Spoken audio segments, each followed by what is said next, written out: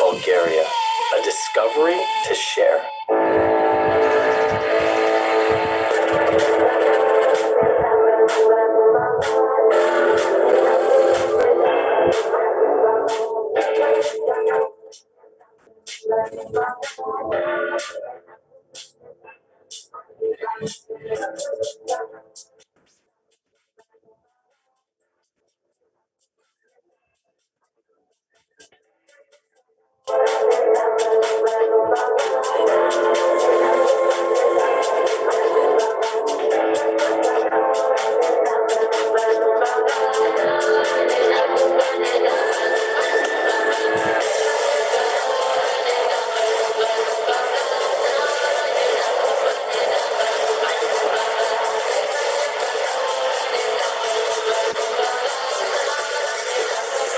Find your story. Bulgaria, a discovery to share.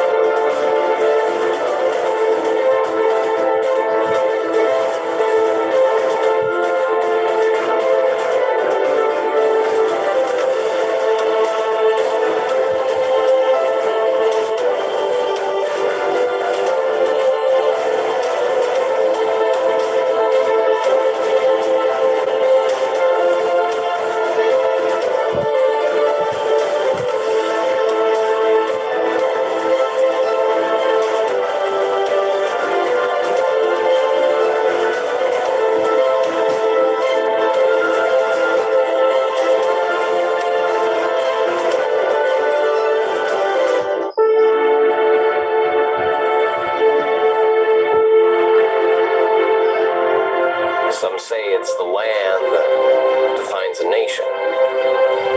Maybe so. Maybe so. But you see, for us, it's so much more than that. From the coastline of the north to the mountains of the south lies our story. Over 1,000 years of history. A kingdom ruled by dynasties. A country that disappeared, but a nation never ceased to exist. Rebellions led by heroes on horseback, and the solidarity which united us in the darkness. You can only appreciate freedom once you've lost and regained it. What makes this place so interesting are the people who've written its story. From the astronomer whose findings shook the world, to the pianist who brought us the finest nocturnes. From the first woman to be awarded a Nobel Prize, to the Pope who told us, "Be not afraid." This country is stronger than ever. This is our time. We invite the world.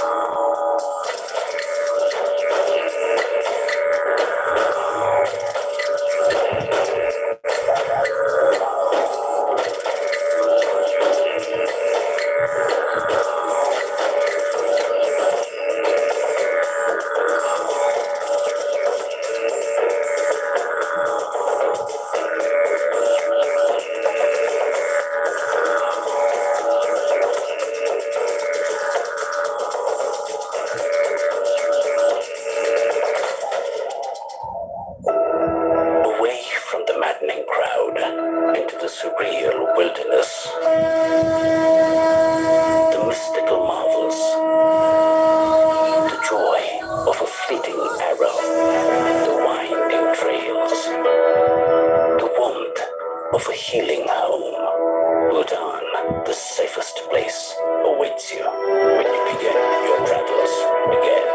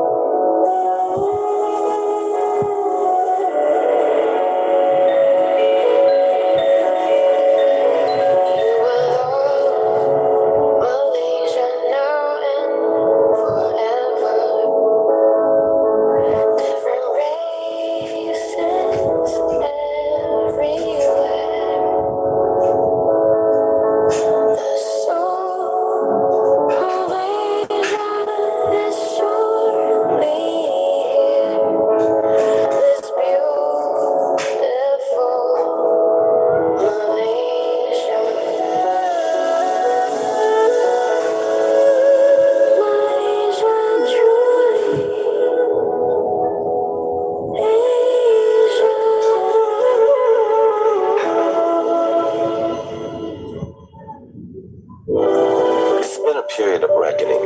We all feel the changes. The distance we now have to keep. The new norms we now have to practice. Traveling in Thailand would not be the same.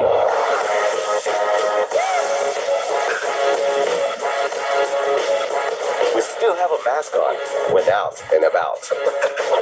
And also when diving down and breathing these underwater wonders, all renewed and thriving. Self-isolating can be done on a beach that's never been more beautiful.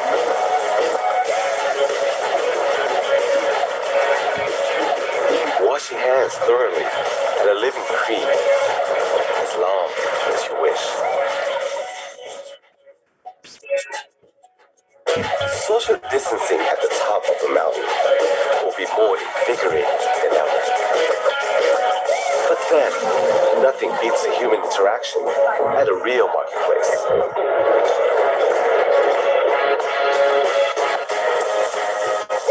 Delicious and hygienic food delivery here is packed with friendship and big heartwarming smiles. Conference calls can now be made with a natural scenic background. No download needed.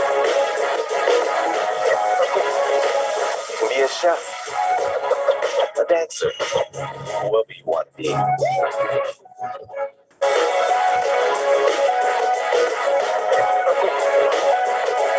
A lot of things might have changed, but traveling Thailand will still bring you the same happiness, or even more, because Thailand is now work from heart, renewing, restoring, taking care of ourselves.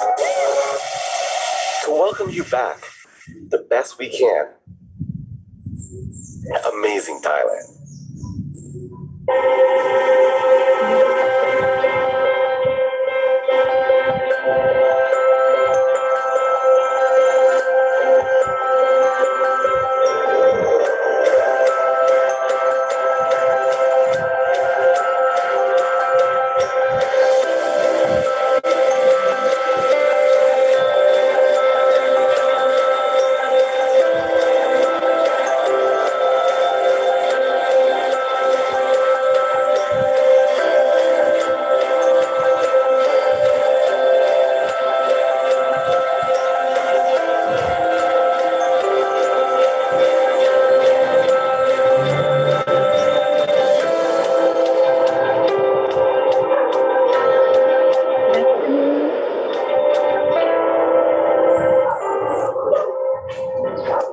Good afternoon, friends. I hope you were able to have your lunch to freshen up your afternoon. I am very excited to share with you our friendly reminders. Before we start our program in a few minutes, let me share our friendly reminders to our audience. Please turn off your microphone, rename your Zoom name to your institution, dash your rename your Zoom name to your institution, dash your name, for example, UC dash Chira Villahermosa. For your attendance, kindly register through our Zoom chat box and fill in the information needed. This will be one of our bases so we can provide the e-certificates for you. To our Facebook audience, we will start our Facebook Live after the presentation of our first speaker. Moreover, don't forget to answer and submit the evaluation form after the event. Lastly, be kind to your chats and comments. Please avoid any offensive words. Remember that this afternoon we are celebrating diversity and inclusion. So sit back and relax.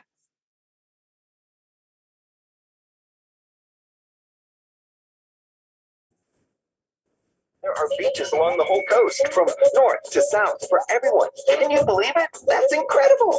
And there will also be a lot of nature and adventure. You'll be able to enjoy waterfalls, trails, caves, grottos, plateaus, and much more. Brazil is a true natural paradise. Culture is something else that must be experienced.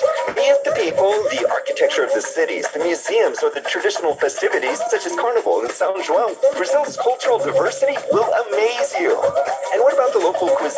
Get ready to try typical Brazilian dishes such as Brazilian barbecue, cheese bread, fried shrimp dumplings, acarajé, Brazilian fish stew, moqueca, and coxinha. It's mouth-watering. You may be the lucky one will experience unforgettable moments around here. Visit 30daysforfree.visitbrazil.com and enter the King of Hule Cultural Contest. Brazil, visit and love us.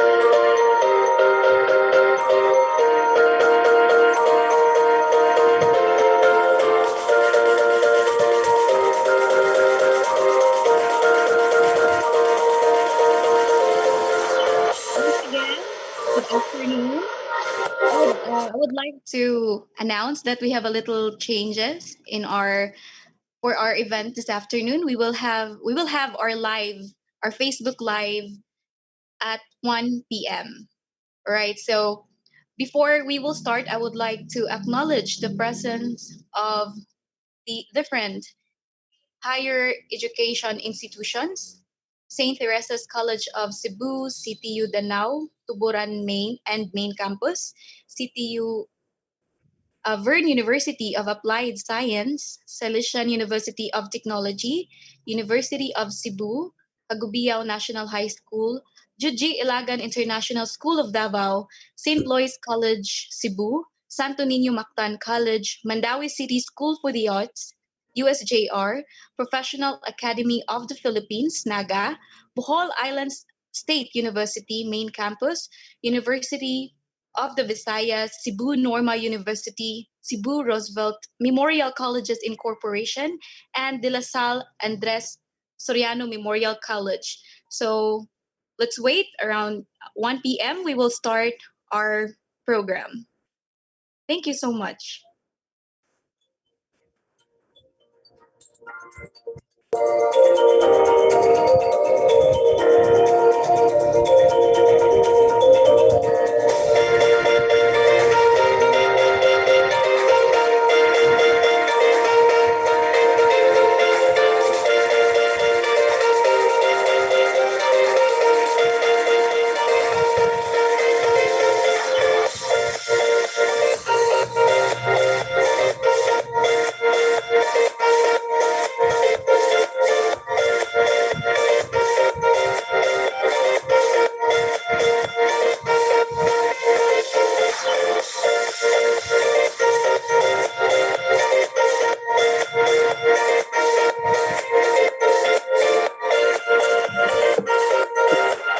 오그라가 나네? 네. 入るとったらいいんじゃないですか。いいね、いいね、いいね。OK ね。うん。入るとったね。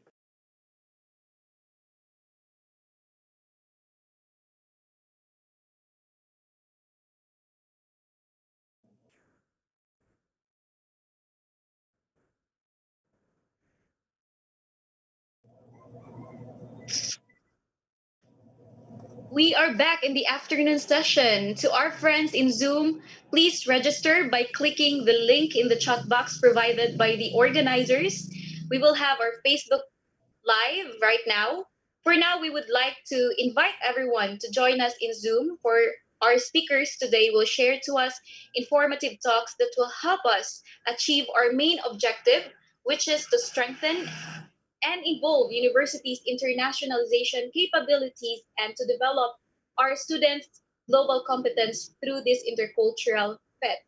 To our audience via Facebook, kindly comment down the institution, your name, and your email address. And later on, we will provide the evaluation form. Please don't forget it so that we can provide you the e-certificate through your email ad. This event is made possible by Friends team, Friends volunteers headed by our MICE classes, Section B and C of the College of Tourism, Student Mobility Program, and our boot campers who will fly to Bulgaria very soon. Since day one, we are with our following friends from Istanbul Aydın University in Turkey, represented by Vice Director Ms. Ayse Denise Uskan and Ms. Ipek Kaliser. Berjaya University College, Malaysia, represented by Mr. Ronald Binati. Salesian University of Technology, Poland, represented by Ms. Hulanta Fuzias and Ms. Katarzyna Rudek. St. Louis University, represented by Dr. Richel Lamadrid. Bohol Island State University, represented by Ms. Katlia Michon. Mactan National High School, represented by Ms. Chen Lin Dignos. Cebu Technological University, Danao, represented by Ms. Mary Ruslen Rom. Cebu Technological University, San Francisco, Camotes, represented by Dr. Vincent Bores. Southern Christian College, represented by Mr. Jujumar Sandaga. UC Maine, LM MTC, UC Banilad College, and Senior High School Department, Deans, and Chairpersons.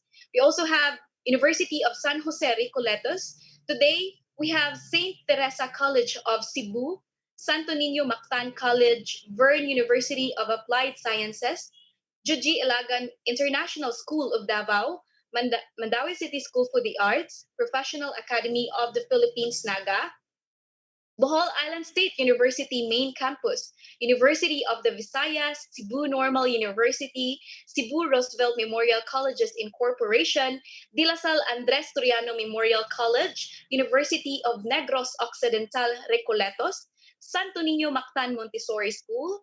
Once again, welcome friends to our afternoon session. Now, let us start our afternoon with a game. So I'm asking Miss Limin, one of our game master, to be here with us so we can start our game to energize you before we'll start before we will see and hear our first speaker. Hello, Miss Liman. Hello. Hello. Thank you for that. All right. So, maayong hapon everyone. It means good afternoon in English. I am your game master for this afternoon's culture game. We will be playing Guess the Capital of the Country. Everyone is encouraged to join and participate. For the technicalities of the game, after I will say the given country, the very first person to comment the correct spelling of its capital will score a point. There will be 20 to 30 countries in total. And we have Miss Torion with us to check the comment section for your answers. Is, is Miss Torion here?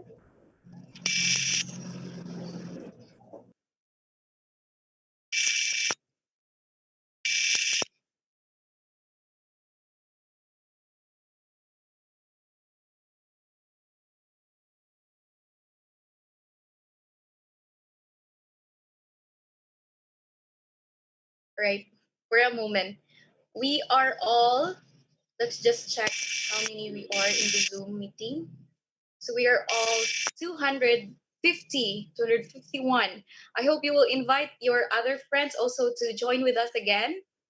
A while ago, we have like almost 500 participants and 200 audience in Facebook Live.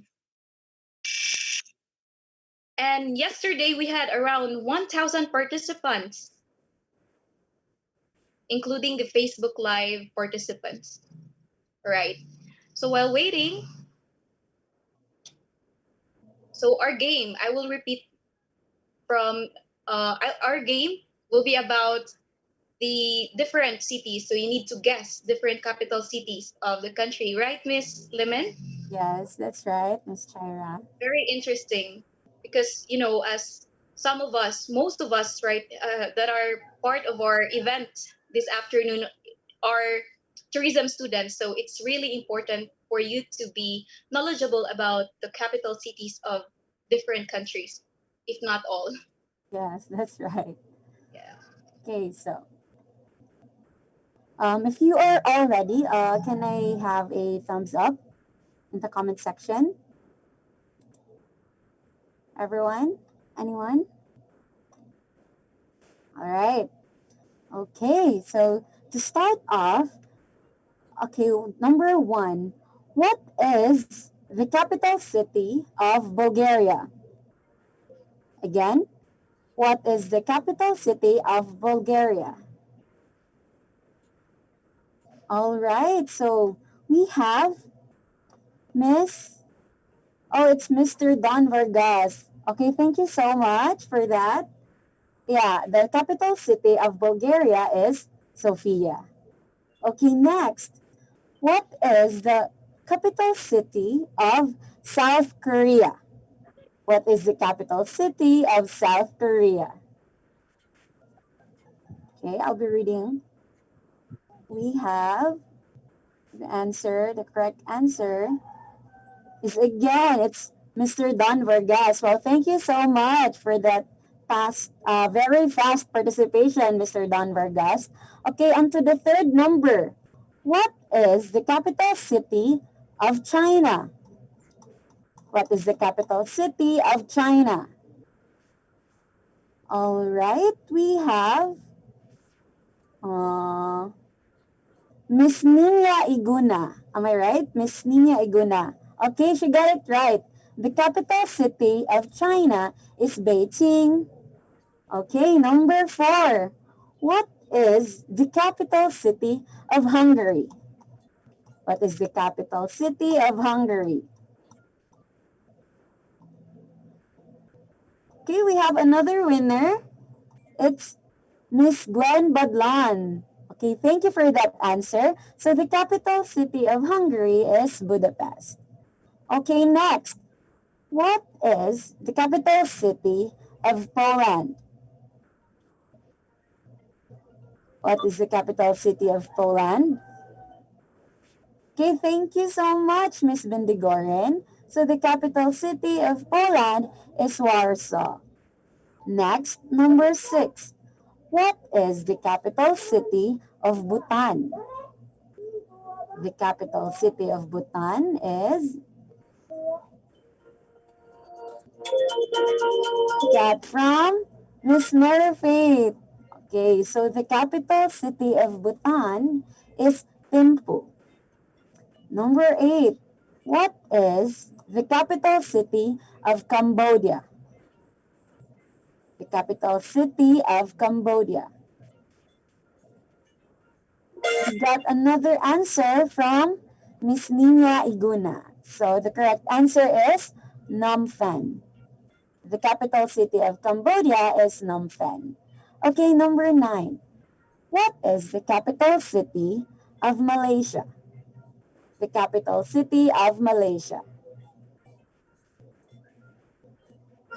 The answer is Kuala Lumpur. Thank you so much for that answer, Miss Gwen Badlon. Okay, next. What is the capital city of Thailand?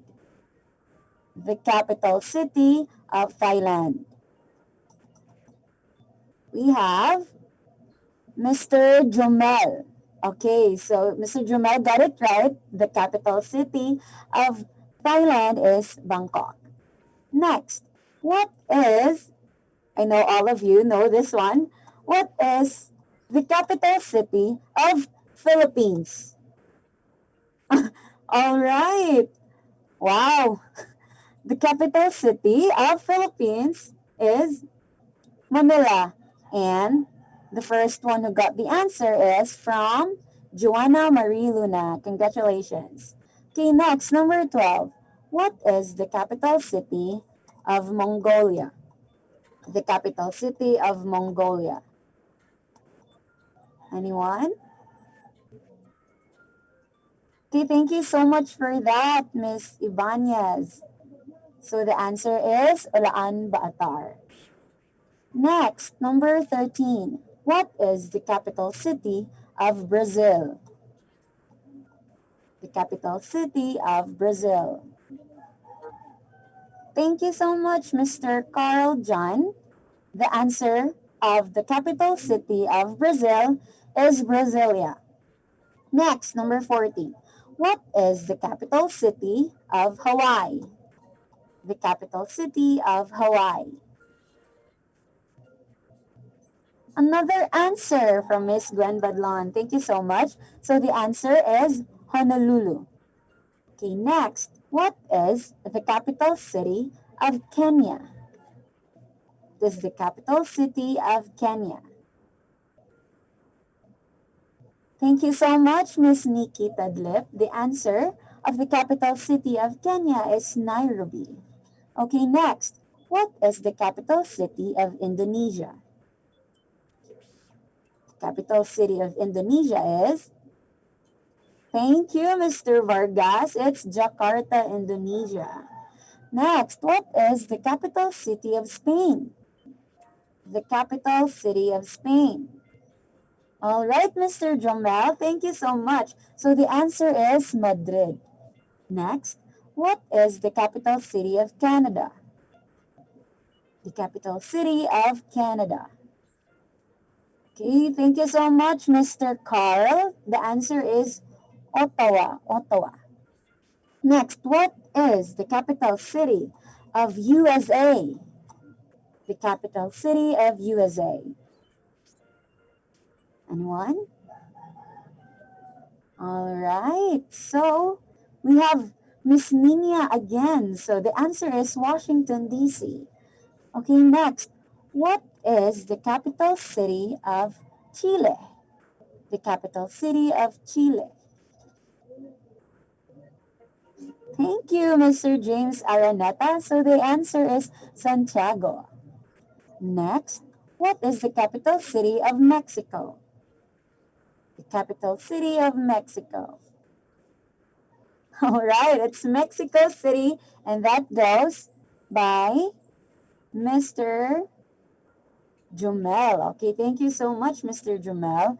Next, what is the capital city of Germany? The capital city of Germany. All right, thank you so much, Miss Gwen Badlon, for getting the answer.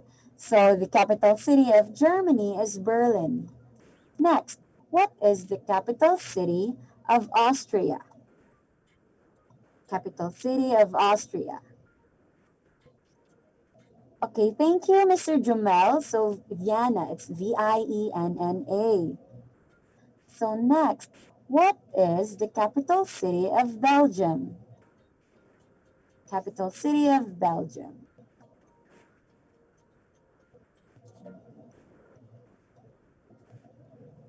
Okay, so we have different answers. Okay, so the answer is correct, Mr. J. Oh no, it's Miss Jonna. Thank you so much, Miss Jonna. So the answer is Brussels. Brussels is the capital city of Belgium. Okay, next. What is the capital city of Monaco? The capital city of Monaco. Okay, thank you, Miss Emmanuel. No, it's yeah, Emmanuel. Thank you so much for that answer. So the answer is Monaco. It's Monaco. So the capital city of Monaco is Monaco. Next, what is the capital city of Greece? The capital city of Greece. Thank you so much, Miss Judith. The answer is Athens. Okay, next, what is the capital city of Italy? The capital city of Italy. That's right. The answer is Rome. Thank you so much, Miss Hannah. Okay, next. What is the capital city of Ukraine? The capital city of Ukraine. No, it's not Tokyo. Okay, Anne Rose, thank you for that answer. It's Kiev. The answer is Kiev. The capital city of Ukraine is Kiev. So next, what is the capital city of Colombia? The capital city of Colombia.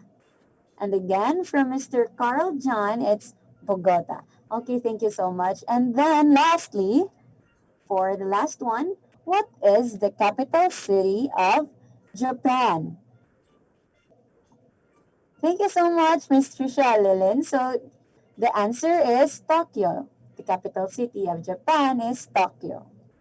Thank you so much for the winners. We will give you the e-search after the event this afternoon. Thank you so much, participants.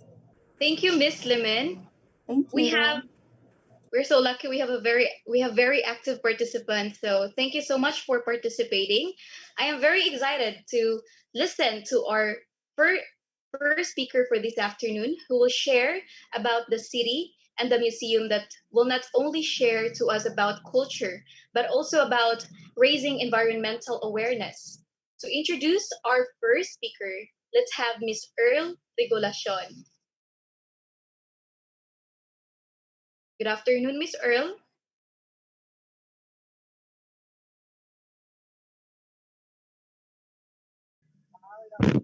Good afternoon, our very beautiful host, and good afternoon, everyone. So, let me introduce to you our first speaker for this afternoon who will be sharing to us about culture and environment now. So, after graduating from university, he worked in the banking business for about 30 years, working for OKB Bank, which Manila office is located in Ayala Avenue, Makati City, and then moved to the ICETT or International Center for Environmental Technology Transfer. Its mission is to drive forward transfer of Japan's leading systems for environmental conservation by carrying out a wide range of programs and projects. And the Environmental Museum was opened in 2015. The number of overseas visitors have been increasing. So he was transferred to the Yokkaichi Museum. His mission is to disseminate information, lessons, and backgrounds of Yokkaichi pollution, one of the four major pollutions in Japan, so that such tragedy might never happen again, and make an appeal to the people of the world about the importance of environmental protection. He hoped that this training will contribute to raise motivation to students to contribute on solving environmental issues as much as possible and to also preserve culture as a whole. Friends, let me introduce to you the City Museum in charge from Yokkaichi City, Mr. Hirohito Nakamaru. Everyone. Welcome to the Yokkaichi Pollution and Environmental Museum for Future Awareness. I'm Hirohito Nakamaru. Please call me Hiro. I'm responsible for supporting international visitors here. Yokkaichi City is located almost in the middle of Japan, facing the Suga Mountains in the west and Isebe in the east. Yokkaichi City has been developing bountiful nature, agriculture, and industrial zones. However, from 1955 to 1965, Yokkaichi City experienced an outbreak of Yokkaichi pollution, causing many people to suffer from respiratory disease, asthma. Why did Yokkaichi pollution happen? How did our foreigners overcome such disaster? What should we learn from their experiences? After the post-war confusion was settled, the government decided to construct petrochemical complex in Yokkaichi. Amid great expectation from local government and the descent, Japan's first petrochemical complex was constructed and began operation in 1959. However, the operation of the complex caused an unexpected situation. Contamination of the sea area drew an outbreak of bad, oily smelling fish. Secondly, air pollution occurred. The entire sky was covered with smoke and soot in Yokkaichi. The residents living in the vicinity of the site began to complain concerning their health problem. It was confirmed that sulfur dioxide, SO2, contained in the smoke and soot emitted from factories led to the disease. In 1967, 9 pollution victims who suffered terrible pain from respiratory disease filed a case against 6 companies as the petrochemical complex number 1. After a 5-year long trial, the judge issued in favor of the plaintiffs. After the trial, along with the strength of legal maintenance, pollution control technology was developed. In 1976, Yokkaichi City achieved national environmental standard. Through the cooperation of the citizens, local government, and the companies, Yokkaichi recovered its view of blue sky and clean water of the pond. This museum was opened for the purpose of handing down history and lessons from this experience to the next generation and encouraging the effort for environmental improvement.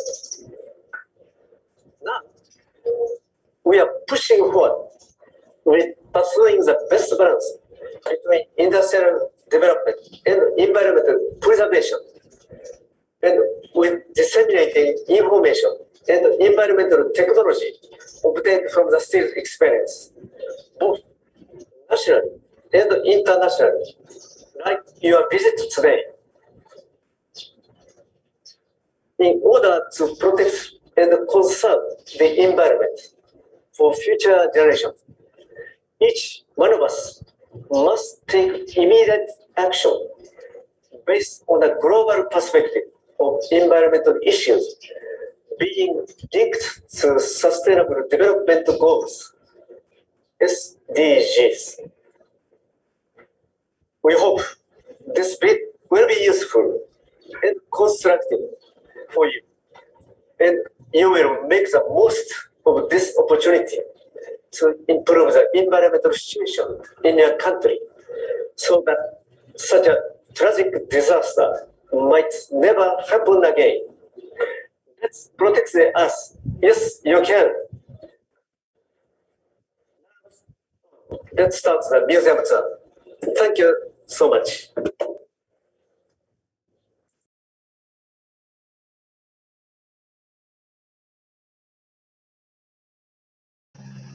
Thank you very much, Mr. Hiro. Arigato gozaimasu, Hiro-san, for sharing to us about the story of Yokkaichi City. I have some questions, and I hope it's all right if we will ask you these. When we will visit the museum where you are working, are we allowed like to take pictures, or do you offer virtual tour museum?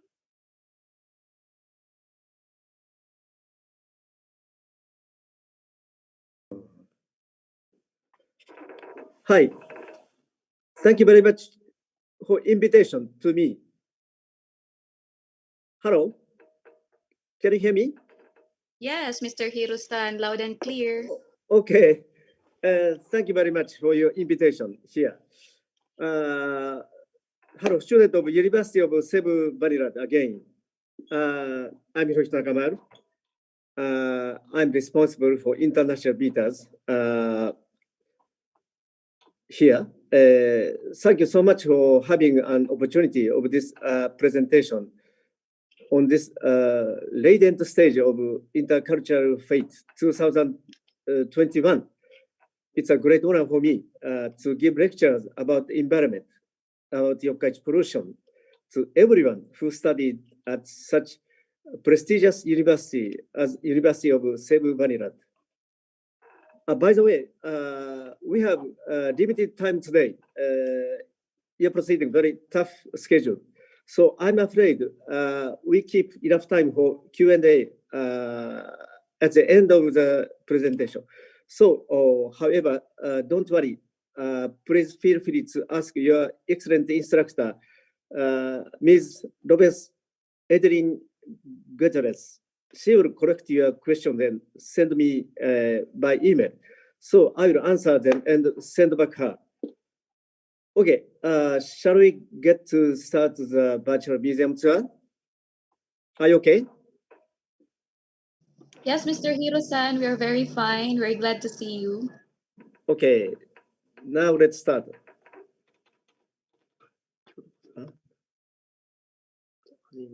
Okay. Okay.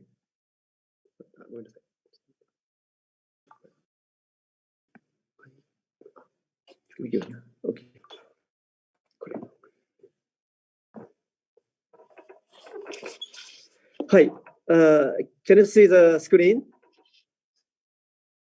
Photo? Yeah, it's still loading, Mr. Hiro-san. Oh, okay, it's loading. Okay, I'm waiting.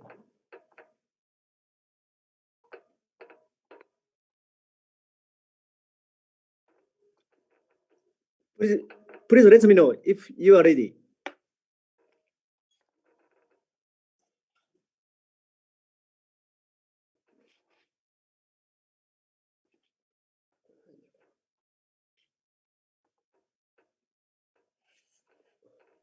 Hi, As of the moment, can you hear me? Yes, Mr. Hiro-san. Yeah, and can you see the video screen? Not yet. What we've seen is Not yet. the loading Oh, icon. loading.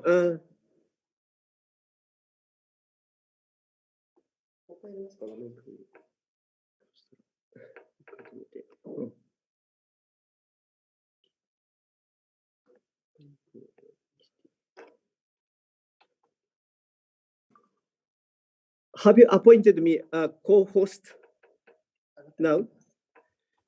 Yes, Mr. Hiro-san. Okay.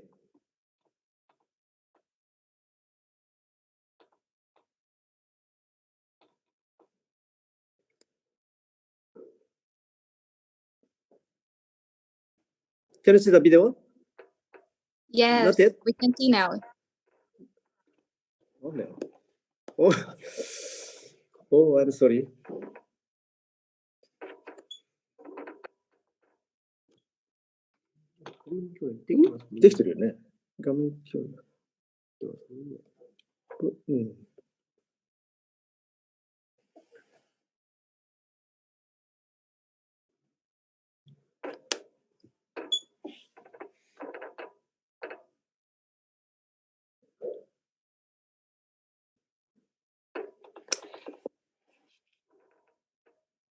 How about this?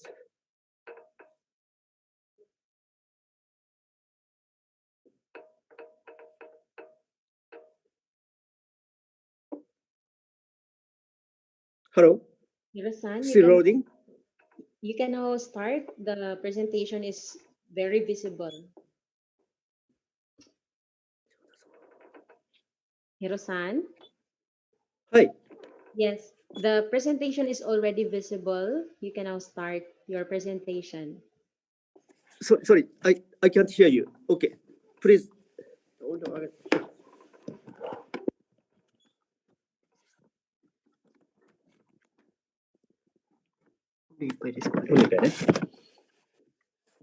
Hi. Please say again. You can now start. The presentation is already visible. Okay. Hi. I'm sorry. Malfunction. Okay, I will start. Let's preserve the earth. I will explain from reflection of Yokkaichi pollution. Welcome to the Environmental Museum for Future Awareness. Before getting to the point, I provide you with a brief outline of Yokkaichi City. Yokkaichi City is located almost in the middle of Japan. While the image of the industrial city is strong, but actually it is a region with bountiful nature.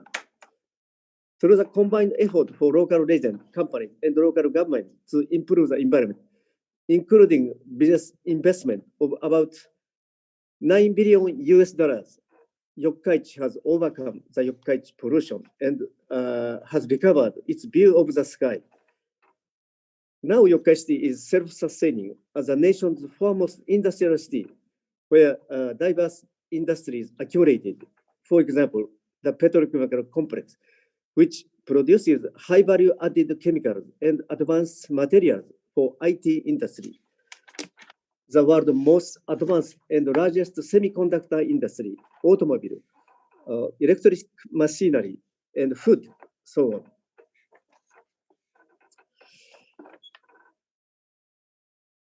And shipped value of manufactured goods is 32 billion US dollars, which is ranked 10th place nationwide as of 2019.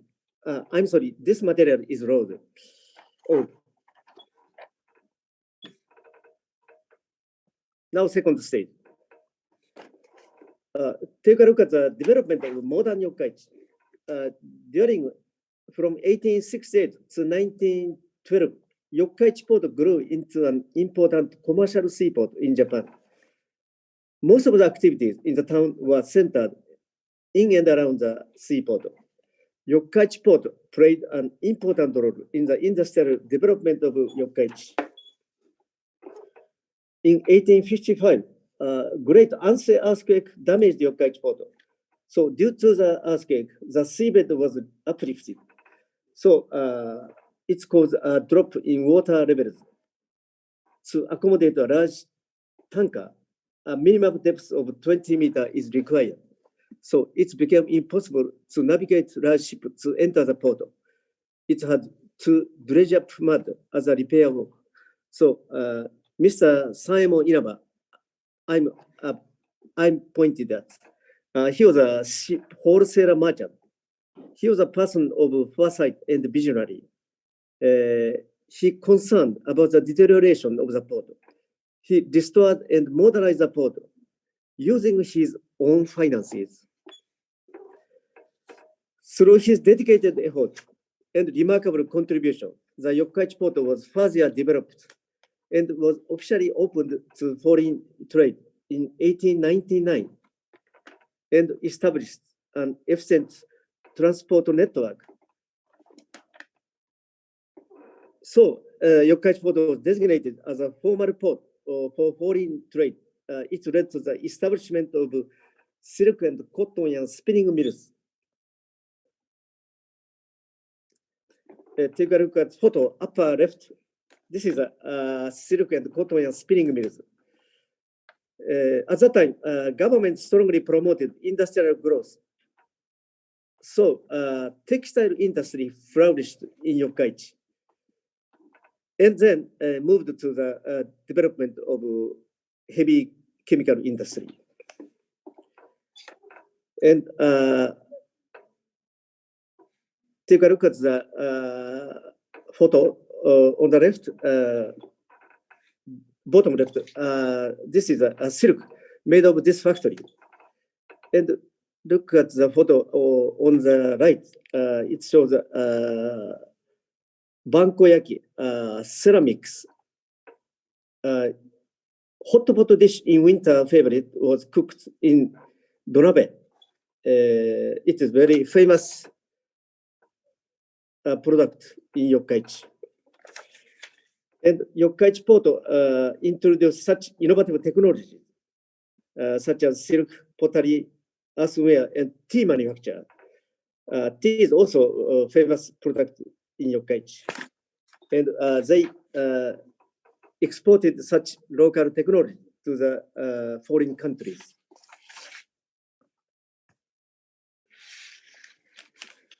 This exhibit reproduced the daily life in the early Showa period in around 1930.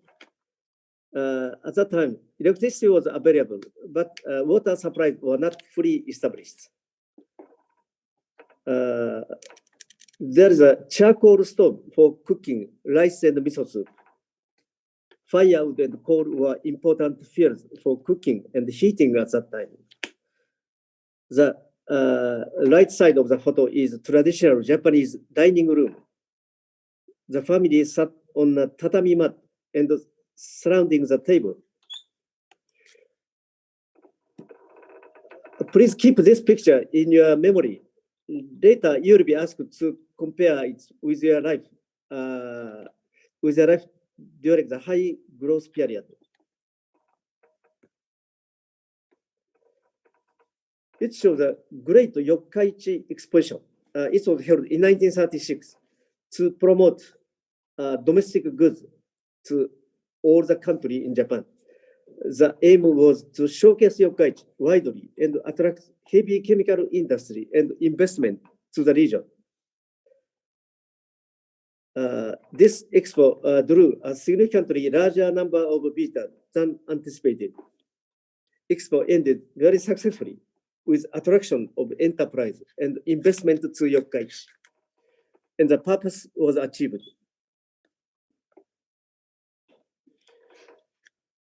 After the World Expo, the number of factories advanced around the Yokkaichi port, such chemical plant as manufacturing glass plant, cleaning agent for the textile industry, chemical fertilizer, as well as petroleum refineries. That is the start of sprouting of chemical industry in Yokkaichi. So in the late 1930s, coastal industrial areas were formed in Yokkaichi city. The time was led to the war, World War II. Japan was forced to move to a full-scale wartime regime. Around the same time, the Japanese government set up the Navy Fuel Supply Facility number 2, photo on the left, to undertake full-scale preparation for war. Its mission was to refine crude oil and produce fuel for aviation and military ships. It began operation in 1941. Its production capacity was 25,000 barrels of oil per day. It boasted the largest capacity in Japan at that time. However, this facility could not fully demonstrate its capacity in the final stage of the war because of deterioration of war situation. Japan lost the oil supply route from Middle East countries.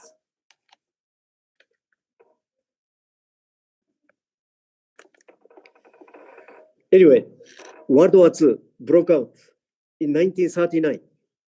As you know, the invasion of the German army into Poland was the beginning of the war. Japan was forced to battle against the Allied forces, United States and the United Kingdom. During the final stage of World War II, the fighting became fierce. United States B-29 bombers carried out 9 air raids over Yokkaichi city. Yokkaichi has been hit by US air raid 7 times. Of course, the Navy Arsenal Facility number 2 became the main target of the US force and suffered a devastating destruction by persistent airstrikes. See photo left. The city's urban district were destroyed, the photo on the right, and burned to the ground. And many civilians were killed. More than 1,000 people were killed. The atomic bomb was likely to be dropped in Yokkaichi, targeting the Navy Arsenal facility. The mock bomb had already been dropped, but we avoided to have atomic bomb. Then we saw the end of the war.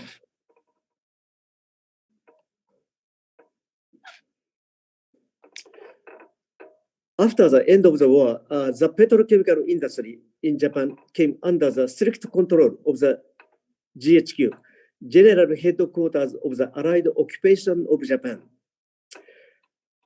However, development in international politics made significant changes in occupation policies.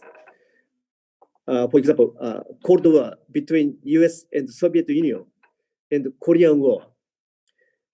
So, as a result, the GHQ control was abolished. In 1955, the post-war confusion was settled. The Japanese government decided to construct petrochemical facilities on the site of former Navy fuel supply arsenal number 2 for the purpose of nurturing, fostering petrochemical industry in Japan. As you know, the petrochemical complex is indispensable, essential, vital for development of industry, as same as in your country. A complex is a group of factories where some factories are connected by pipes, supplying raw materials and making final product in cooperation with each other. Final product is plastics, synthetic fibers, synthetic rubbers, fertilizers, paints, and synthetic detergent, and so on. They were made from petroleum or natural gas via chemical reaction. At that time, the citizens and local government wholeheartedly welcomed the launch of petrochemical complex in Yokkaichi, being given job opportunities, having increase in tax revenue. The prefecture, city, and the citizens cooperated and carried out activities to attract complexes. Take a look at the photo on the right. The petrochemical complex number 1. Its commenced operation in 1959. So after 1 year, it says its commencement. The smoke rising from the factories. Look at photo on the left. You can see petrochemical complex around the coastal area.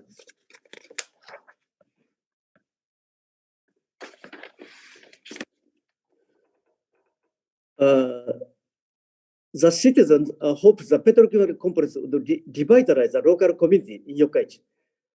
They thought Yokkaichi would become a big city like Tokyo or Osaka. Fishermen also welcomed the introduction of petrochemical complex. They, through fishing and helped build a complex. They hoped sales of fish would certainly increase. However, unfortunately, their expectations were betrayed later. At any rate, amid great expectation from the resident and local government, the first petrochemical complex in Japan was constructed. Its full-scale operation commenced in 1959. It led to the high economic growth period.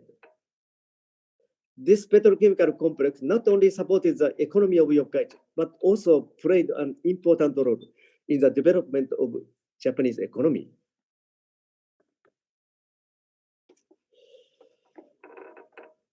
This screen shows the life during rapid economic growth. Look at the photo on the left.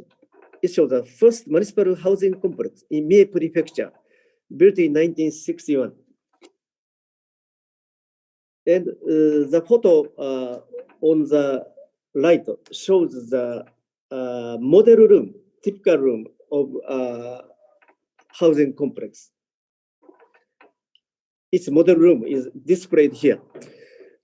People's living was getting much better, pleasant, comfortable, and convenient.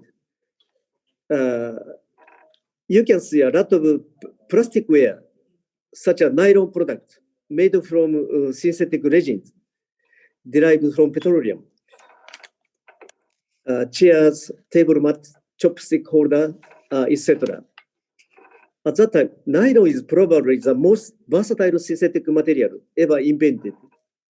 At that time, its catchphrase was as strong as steel, as fine as a spider's web.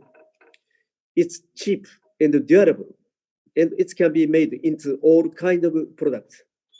There is no question that synthetic materials have made many aspects of modern life cheaper, safer, and more convenient. However, now we have just one serious problem. How do we impose plastic products after we have used them? Microplastics also threaten the ecosystem. It is said that it embeds the human body through the food chain and various routes and gradually accumulated. This is one of the issues that must be resolved urgently. Also, you can see electric appliances, television set, washing machine, rice cookers, and refrigerators were becoming commonplace. At that time, these three products were called three sacred treasures. People's living conditions were improving rapidly. Such a comfortable lifestyle was a significant dream for people of those days. Please compare the lifestyle in the era of rapid economic growth with the first stage of the early Showa era in 1930s, which you just saw. Please compare the lifestyle in 1930 and in 1960s. The time difference is only 30 years. You can observe, realize that time flies. On the other hand, the economic growth led to an outbreak of environmental pollution. High economic growth caused a deformation of society.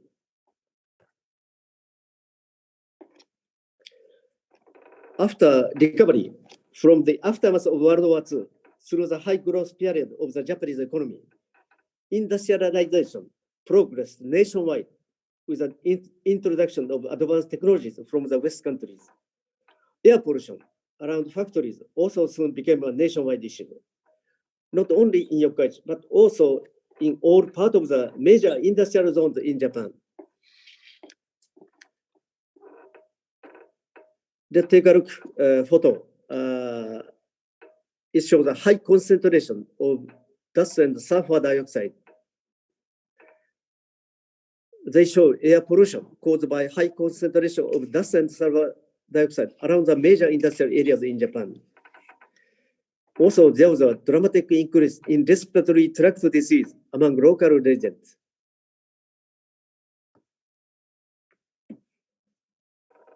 After the petrochemical complex began full-scale operation, the situation became further aggravated.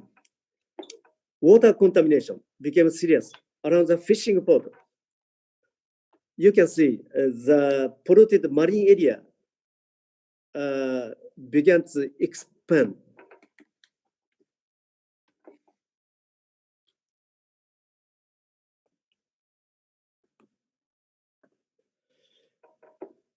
And look at the photo on the right. It shows the Iso's fishing town. Isos was a good fishing ground. Photo right. More than 450 fishermen were making living by fishing. Many high-end fish were caught.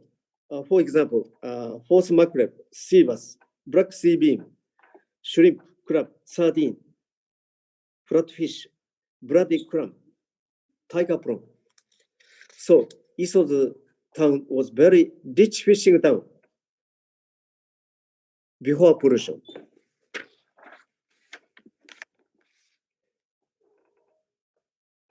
The fishing industry was affected by industrial wastewater flowing into the sea.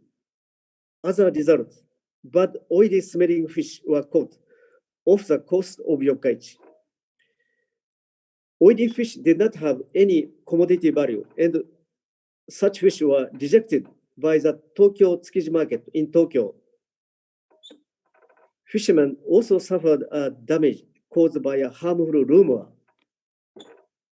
As they made a living by fishing, their lives fell into financial hardship. Finally, they lost their livelihood. The Sea of Yokkaichi, which used to be a treasure trove of high-grade fish, has turned into a sea of poor fishing. Around the same time, the legend began to complain to Yokkaichi City Hall about foul odor, soot and dust, noise, and vibration emanating from the factories. Further to this, several health-related issues began to surface due to high levels of sulfur dioxide, SO2.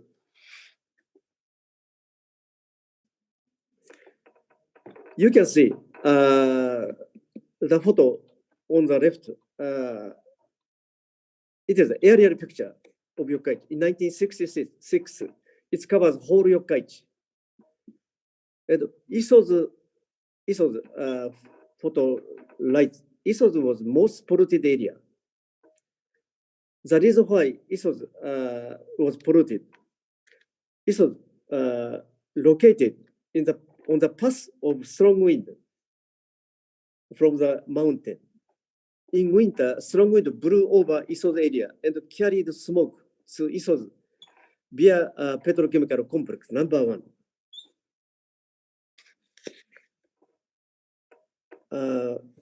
Take a look at the photo on the right. This is a front view of petrochemical complex over there from Isos. You can see most contaminated area. The sky was hazy and unclear in the full smoke. The entire sky was covered with smoke and soot.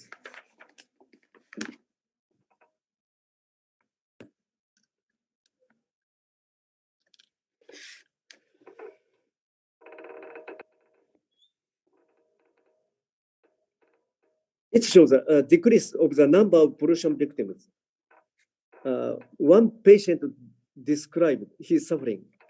As for breathing, I can do it to some degree. However, when it comes exhaling, the air gets trapped in my lung. I feel terrible. I struggle to breathe, but I cannot do anything. Even people who are being treated in the sick room, fitted with air purification system, began to die. Some people committed suicide to escape from health suffering caused by sulfur oxide. These pictures show a patient who was struggling to breathe. Photo at the top left of the screen. He suffered from severe pulmonary emphysema, very severe lung disease. And photo center of photo, she was receiving medical treatment with an injection to widen her bronchs. And photo lights, he's one of the 9 plaintiffs breathing with help of inhaler. He gave a testimony at trial from the hospital. He petitioned the presiding judge to understand the plaintiff's such serious situation. I'll explain about the Yokkaichi pollution lawsuits later. At that time, there was no fundamental treatment for asthma. So when basic treatment did not work, the patient had to be hospitalized. Also, we had to defend school children. There was a elementary school very close to the complex. So the city installed air purification system in schools where air pollution was particularly severe. A teacher implemented a lung function test and also distributed anti-pollution masks. Photo on the right, yellow mask fitted with activated carbon to filter soot and smoke from factories, and advised the children to gargle frequently. The photo on the upper right, they are doing gargle. 2 times out of 6 with baking soda.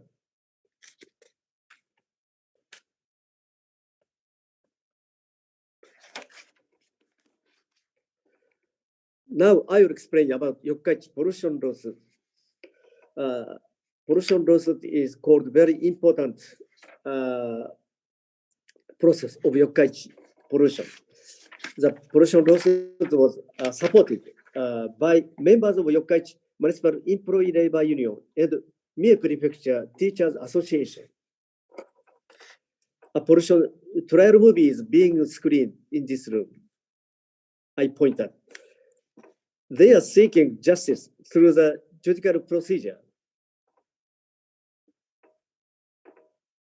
In 1967, at the time when severe environmental pollution was rampant all over Japan, 9 pollution victims, photo on the right, who are residents of Iso's area, filed a suit against 6 companies located in the petrochemical complex number 1. How, of course, the plaintiffs faced a lot of opposition, even from family members. Many of the plaintiffs' family and friends worked in the petrochemical complex, so they viewed the lawsuit very negatively.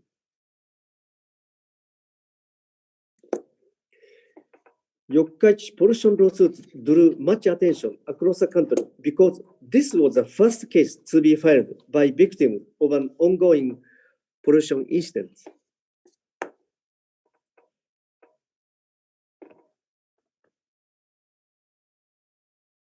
In 1972, after 5 years long trial, a ruling was issued in favor of the plaintiffs, and the judge was accepted by the defendant companies. They didn't file an appeal. The ruling was finalized. The ruling was total victory of plaintiffs. The content of the judgment. The court ruled that there was a causal relationship. Causal relationship. That's a very important factor. Causal relationship between the disease of the plaintiffs and the suit emitted by the factories. The presiding judge conducted an epidemiological investigation, and they read this conclusion. The judge confirmed that the main cause of the health trouble suffered by the plaintiffs was air pollution caused by soot emitted from the factories of the defendant companies. The Chief Justice pointed out that companies were liable as joint tortfeasor, and they were guilty of locational and operational negligence. Joint liability, their joint liability. Because it's so difficult to specify the perpetrator, one company. So they pointed out joint liability, collective liability. And also, Judge Stanley criticized the defendant companies and said the health problems were easily foreseeable. So companies should adopt world-leading technologies, the most advanced technology to prevent the emission of pollutant, even at the sacrifice of economic performance, because the company faced only profit, only economic performance, and did not concern about environmental situation. So the judgment stated that pollution countermeasures are more important than the company's profit, and the judge changes the company's way of thinking. And the 6 companies were jointly ordered to pay compensation of 88 million yen in all, 88 million yen at the time, converting it into current monetary value, about 3.5 million US dollars. How do you think about that compensation? Is high or low? Personally, I don't think this compensation is high because nothing is more expensive than human life. The court also blames the central and local government for prioritizing economic benefit, and they did not conduct strict assessment of potential environmental impact before companies were allowed to set up operations in the area. So it was called, the judgment was called very bold, significant, and groundbreaking judgment, which paved the way to solve pollution problems in Japan after that. Also, the judgment greatly shook the business societies in Japan at that time. Their spirited activity exerted an influence on national public opinion. After the lawsuits,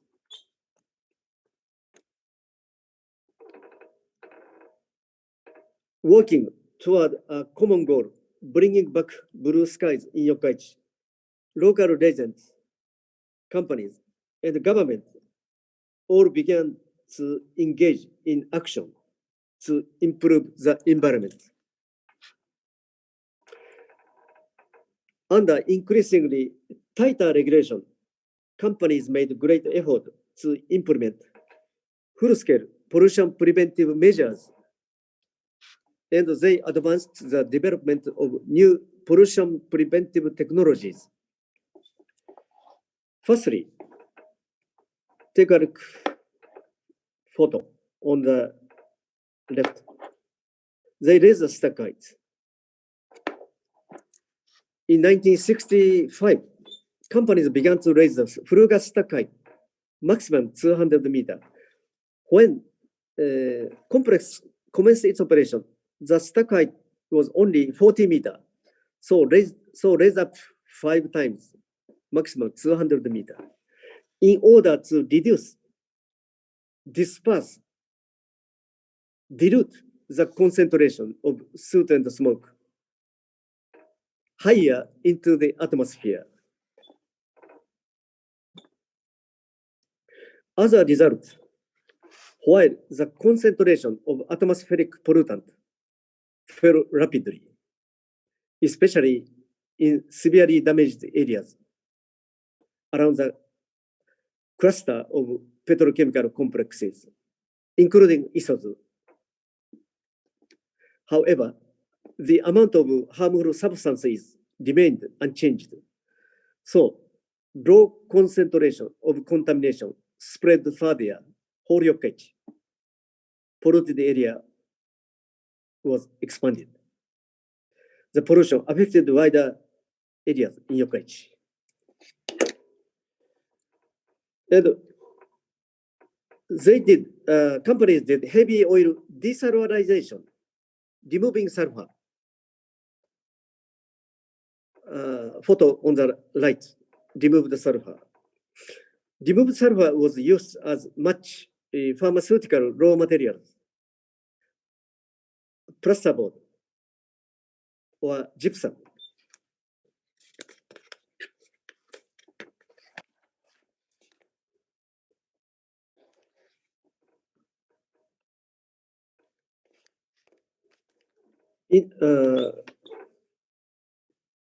The screen shows the effort for environmental improvement, and company also continued to make effort to removing pollutants. They established flow of removing pollutant. Here you can see the flow of removing pollutant through the production process. Look at the photo from left to right. Firstly, boiler. After combustion of oil in the boiler, it will produce gas with nitrogen oxide.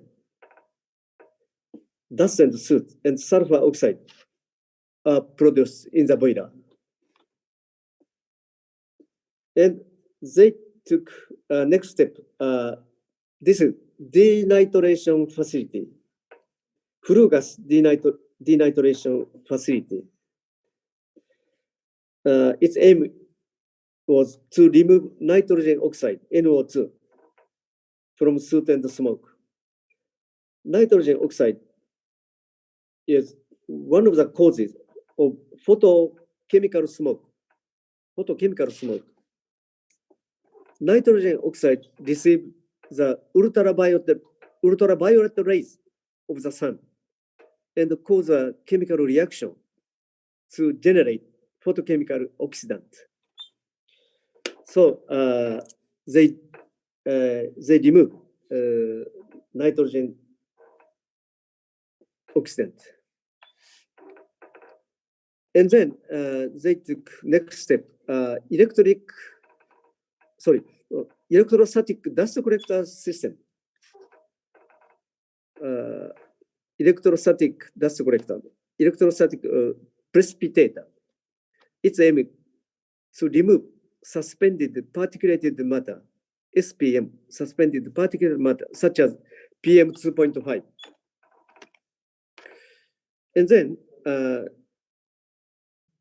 they took desulfurization facility, exhaust gas desulfurization facility to remove sulfur oxide, SO2, one of the main causes of asthma.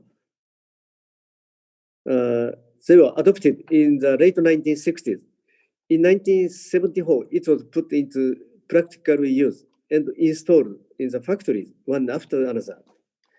This system contributed greatly to reduce sulfur oxide in Yokkaichi. And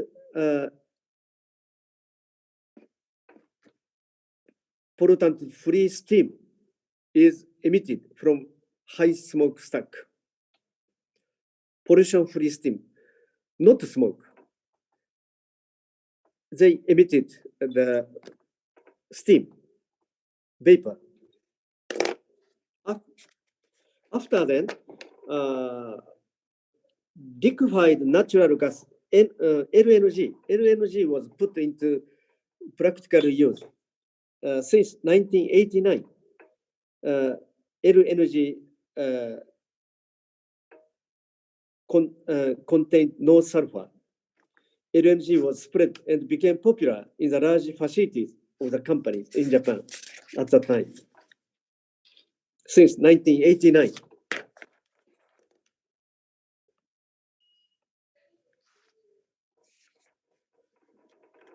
These are three facilities for removing pollutant, which I have explained. Three facilities are displayed here.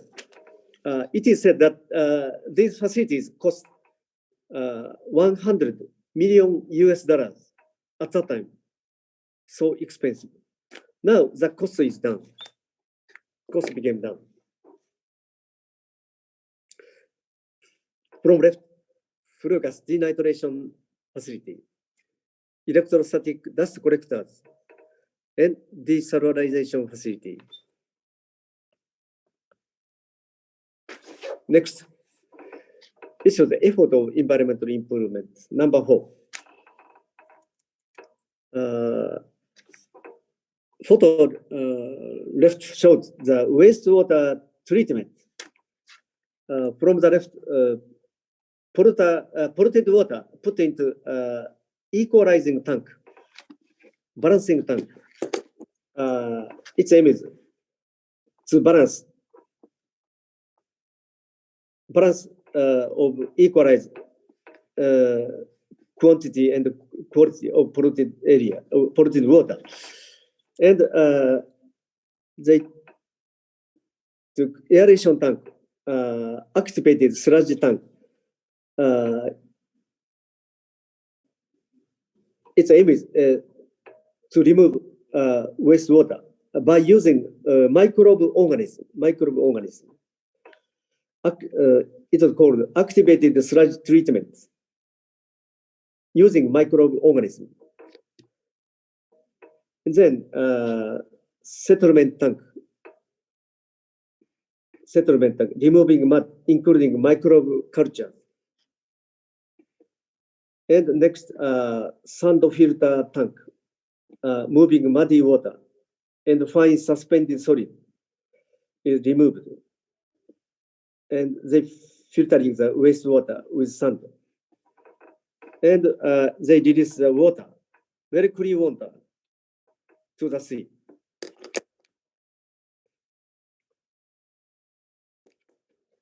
And look at the photo on the right. It shows the petrochemical complex number 3, the newest complex in Yokkaichi. Of course, there were many objections against the construction of complex. Construction of this complex was approved on the condition that all possible measures to prevent environmental pollution would be implemented. So they reached an agreement with Yokkaichi City Hall to work toward preventing environmental pollution. The point was this complex was built on a landfill. They reclaimed the landfill in the sea, so located on an artificial island away from residential areas. So that's a very important point. On the case of complex number 1 and number 2 were constructed among residential areas. Look at the location of industrial complex from the south to north. Number 1 and number 2 and number 3. And number 1 and number 2 was constructed among residential areas, but complex number 3 was constructed separated from residential area, and it was built on a landfill, artificial island, away from residential areas.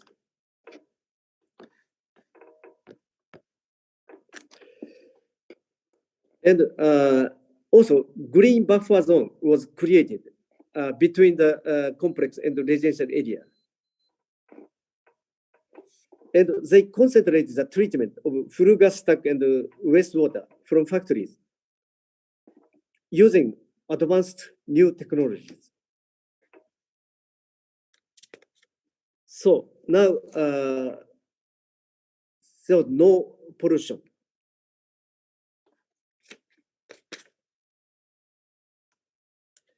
Equipment for integrated air pollution and wastewater treatment was established in this complex. Such new technology were applied to complex number 1 and number 2 later.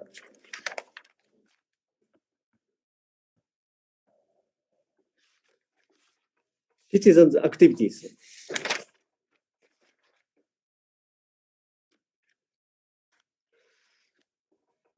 Local residents also taking action to ensure that the incident should not be forgotten and make the most of the instance for future generations, not weathering this experience. And they were lobbying to file second lawsuit, but the related companies proposed voluntary arbitration concerning compensation issues to the pollution victims. So companies accepted the victims' demand. They paid compensation according to the proposal of the victims. So the plans had to be abandoned.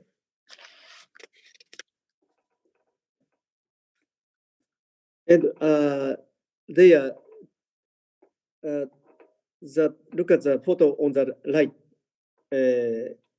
He's telling his experience. Mr. Noda, he was a key player on the plaintiffs.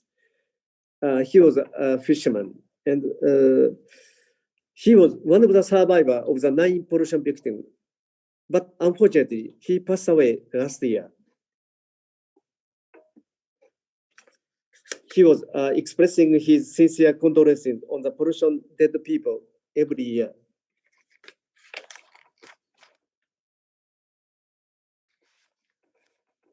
Take a look at the authorities' effort. Of course, local government strengthened constant monitoring in real time using various apparatus and impose strict numeral target.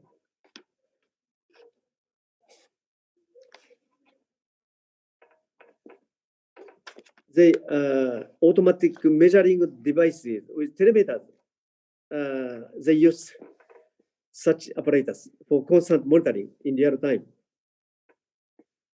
And also the city has set up 11 monitoring stations to transmit the live record of environmental status data. So we can realize the live situation or live environmental situation.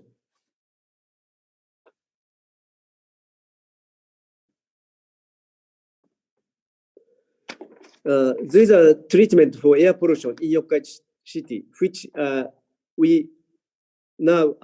explained. Diffusion and dilution of the high concentration of air pollution by raising smokestack height, the laser stack height. And medical expense subsidy system was established for the respiratory disease patient. And also low sulfurization of used fuel and removal of sulfur oxide from flue gas. And also they enforce the regulation for total discharge amount of sulfur oxide. That is very important law for removing sulfur oxide.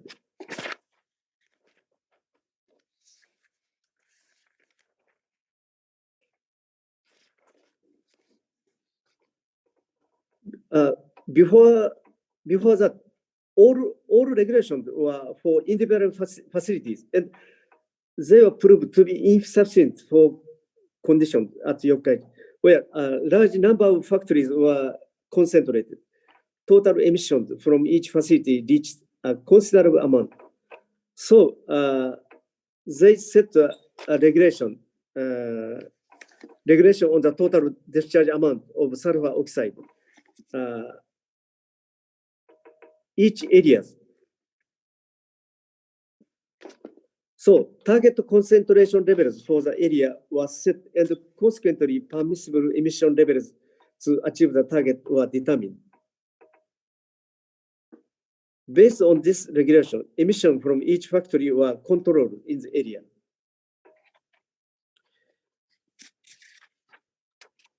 So Yokkaichi, they drastically reduced and the reduction target 0.017 ppm. This was the environmental quality standard. It was reached in 1976.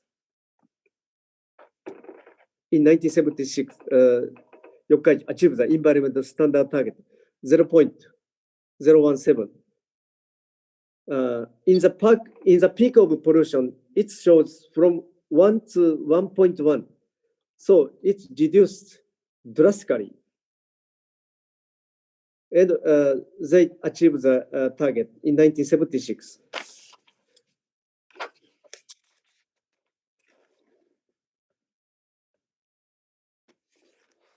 It shows the relationship between fuel consumption and discharge of sulfur oxide. From the graph, it can be seen that there is no major change in the amount of fuel consumption. Bar graph shows the fuel consumption, and the line graph shows the discharge of sulfur oxide. So you can see there's no major change in the amount of fuel consumption, but the emission of sulfur oxide is much less. So you can understand it is possible to develop the economy while advancing environmental measures.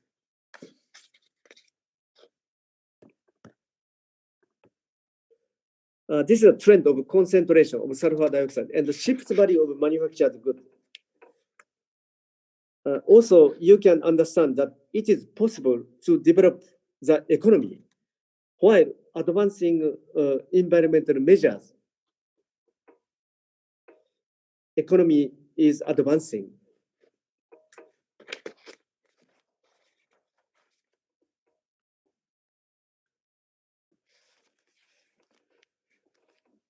And Yokkaichi was awarded the Global 500 Roll of Honor of the United Nations Environmental Program, UNEP. Yokkaichi was awarded in recognition of outstanding practical achievement in the protection and improvement of the environment.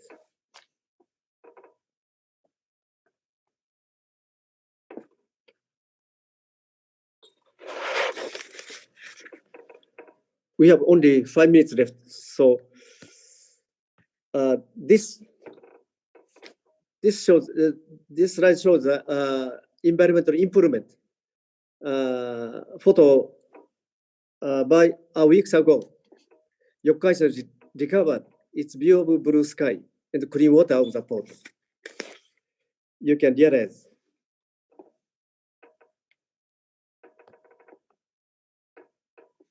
But I have to global view to look at global environmental issues. Global warming brings environmental issues to focus to attention. For example, acid rain causes destruction of natural rainforests, progressing desertification and reduction in natural wildlife. There also yellow sand from China and heavy flood and rainfall. And also, due to global warming, the seawater temperature rose. So powerful typhoon, Haiyan, which hit your country, 2013, the maximum instantaneous wind speed was 90 meters. So 8,000 people were killed or missing. I would like to extend our deepest condolences to the many victims of this violent typhoon and the many children who lost their parents. A very sad story.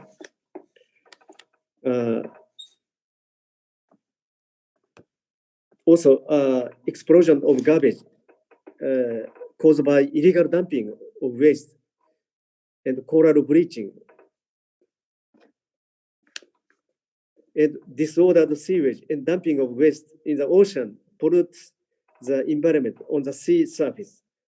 Red tide is caused by industrial wastewater and domestic drainage. Red tide causes an increase of plankton. Plankton causes a lack of oxygen and lead to the destruction of the ocean ecosystem. This was an entirely vicious cycle. Now, we must take immediate action to combat global warming.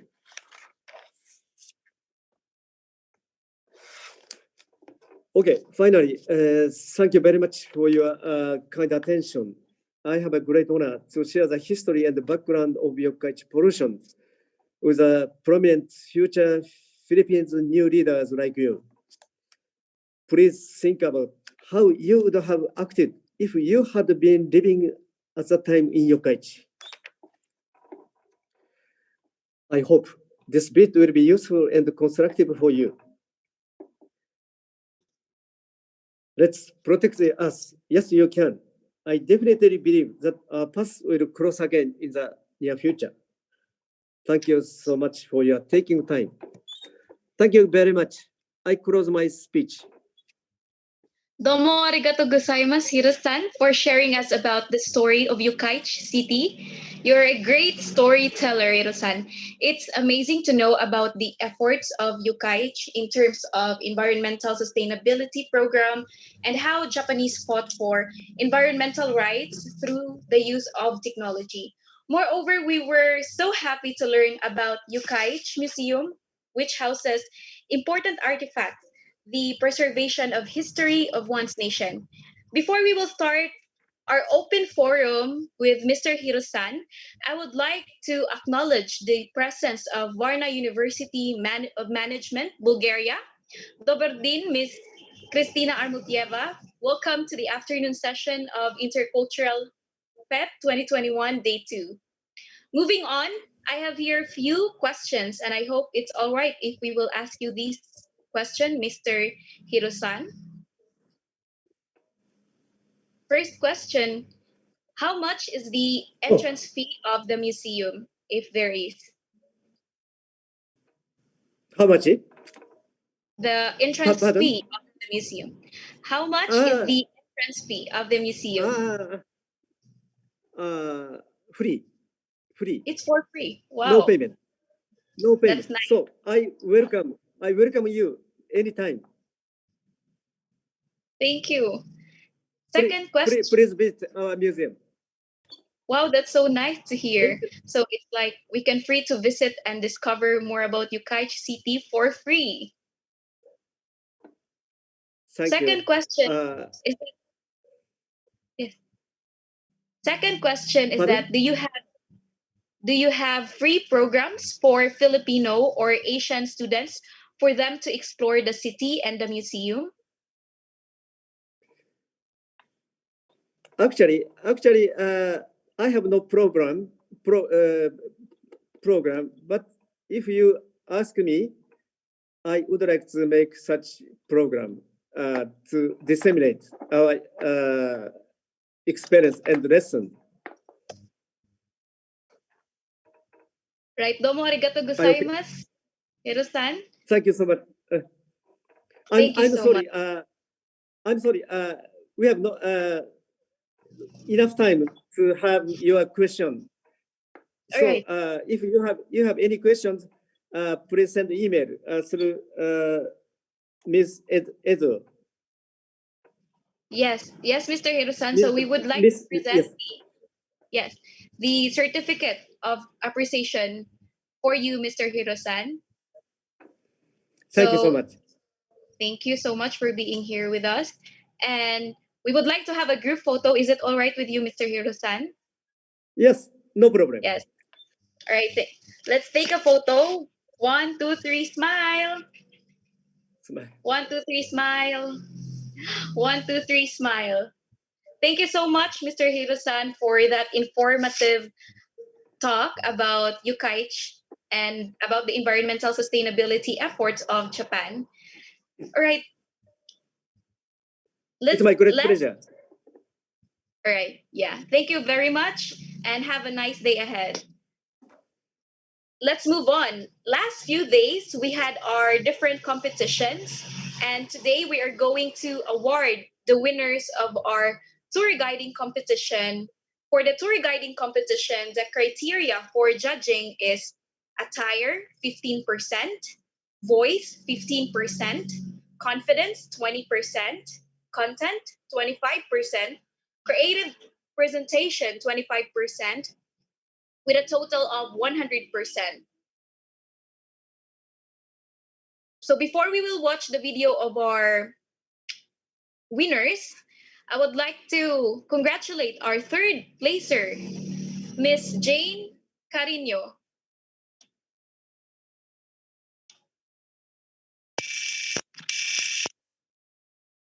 Certificate of recognition is given to Miss Jane A. Carino for winning third place of the tour guiding competition held on March 19, 2021, given this 19th day of March 2021 during the Intercultural Fest 2021. Congratulations. Now let's move forward to our second placer, Christine May Amoncho. I would like to congratulate Mr. Christine Amoncho with the same citation. Next is our third placer. First placer, our champion. Our champion is none other than Miss Eliza Cababan. With the same citation, I would like to congratulate our winner. Congratulations, everyone. Now we are down to our 12 speaker. For all those who want to be part of the airline industry soon, please lend your ears. We're also going to know the relevance of intercultural awareness in the airline sector. To introduce our next speaker, who is from the airline industry, let's have Miss Grace Marie Sumunod.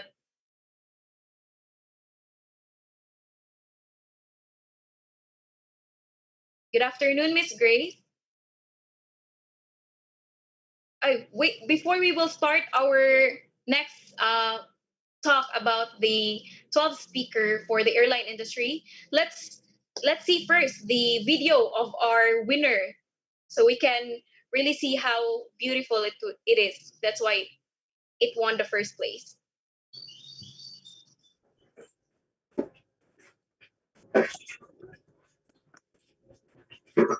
Hello, sirs! Welcome to the land where it all begins, Egypt. On behalf of Users Travels and Tours, I am Eliza, but you can call me Miss Lai. And I am your virtual tour guide for today. Bringing us to our destination is our professional and licensed coach captain, Sir Luis. Say hi to Sir Luis. We will be your companions for the rest of the tour. And this tour inclusions will be exploring two of the most famous tourist destination here in Egypt, the Mosque of Ibn Talon and Giza Necropolis. Well, we are heading to our destination. Let us do a head count to see if you're all complete. 1, 2, 3, 40. Perfect. And for my rules and regulations, the sender, remember the word UCB. U for useful things never be left unattended to avoid any unnecessary loss. C for care. As your tour guide, I care about your safety and security. That is why I have my emergency kit with me. And B for be at the right time. As you can see, I have a flag with me and a whistle because when I raise the flag and whistle twice, it means that you are asked to come back to our starting point. Please do not forget our bus number 6445. My dear tourists, we are now in the paradise that is full with distinctive cultures, remarkable histories, and eye-catching attraction. Welcome to our first destination, the Mosque of Ibn Talon. It is the oldest mosque in the Cairo and in Egypt. It was commissioned under the rule of Ahmad ibn Tulun, the ambassador governor of Egypt from 868 to 884. The mosque itself is quite large and sits in the middle of a large square with prayer necks. The mosque's space is 5.2 hectares, built to keep the city at a distance. My dear tourists, welcome to our second destination, Giza Necropolis.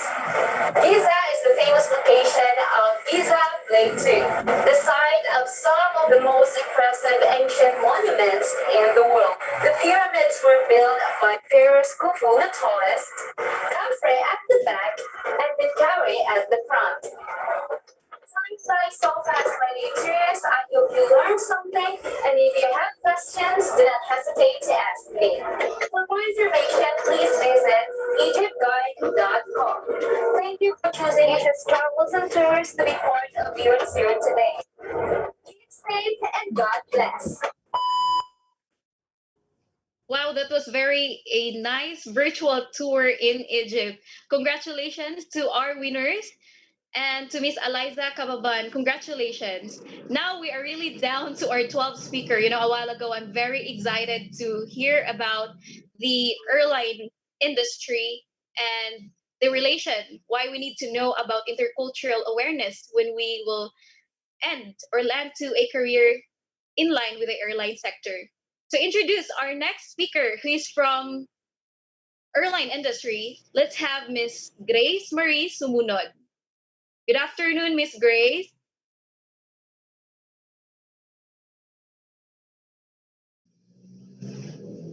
So while waiting for Miss Grace, I would like to ask everyone if you have some question for our 12th speaker, please don't hesitate to chat your questions in our chat back. Good afternoon, Miss Grace. Okay, good afternoon, Miss. Thank you so much for the introduction. Our next speaker is not new to us. She used to also take the lead in the UC College of Tourism in her college years. She is a native of Yati Liluan, Cebu, a consistent Dean's Lister and top student while in her college while serving as Junior Tourism Executives Officer. With flying colors, she graduated in 2018 with a degree of Bachelor of Science in Tourism in University of Cebu, Banilad. She joined the industry right after her exposure in Piazza as travel tax processor. For a year, she served as the passenger service agent of Sky Logistics Philippines and later on joined the Macro Asia Airport Services Corporation and now serving the passenger of the Philippines Airlines. She will be sharing to us about her experiences as ground crew of Mactan Cebu International Airport and will emphasize the importance of cultural intelligence in the airline industry. Let us give our virtual round of applause to Miss Jonalyn Cabahog. So, hello everyone. Can you hear me? Hello? Good afternoon, Miss Joyce. Yes, Miss Joyce, we can hear you. Yes, okay. So, I mean, yeah. hello everyone. Good afternoon. So, I will be one of your speakers for today's event. And before anything else, I would like to take this opportunity to thank the College of Tourism for inviting me here as one of the speakers. And this is actually my first time as a speaker, so I hope I do well, no? Now again, my name is John Lynn, but people like to call me Jane. Even Miss Eds herself, she's not used to calling me Jonalyn. So you can call me Miss Jane or Ate Jane or even just Jane is fine.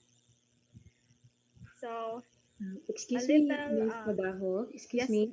yes, Miss Can Ed. you move your mic closer to your mouth? Oh, sorry. Okay, Miss Thank Eds. you. How about now? Can you hear me clearer than earlier? Yes. Hello? Yes, Miss Jai, loud and clear. Thank you so much.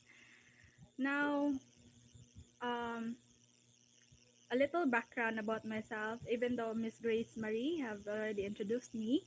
So I graduated in University of Cebu, Banilad campus. I believe it is where most of you are currently enrolled. And with a bachelor's degree in tourism on the year 2018.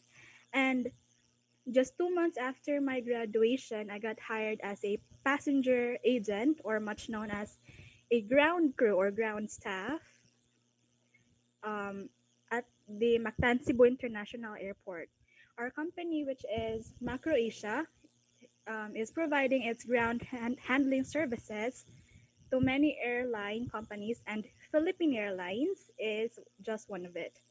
So to those who travels a lot by air, you will see me in Mactan Cebu International Airport, specifically at the boarding gates because it is where I'm assigned, and then at Terminal 1. So now let us proceed with our topic for today. I will share my screen and I hope you can see it.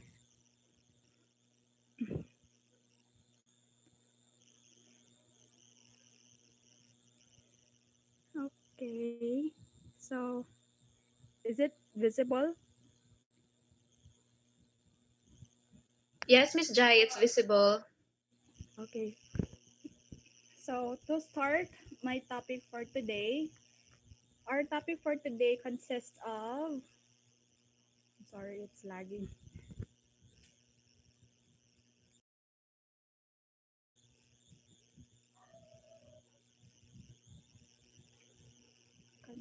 For a while. Okay, so today's topic, can you still hear me, guys? Yes, Miss Jai, loud and clear. I, Okay, I mean, can you please move forward, move closer to the headset okay, so we can hear you clearly? Thank you so much, Miss Jai. okay, thank you.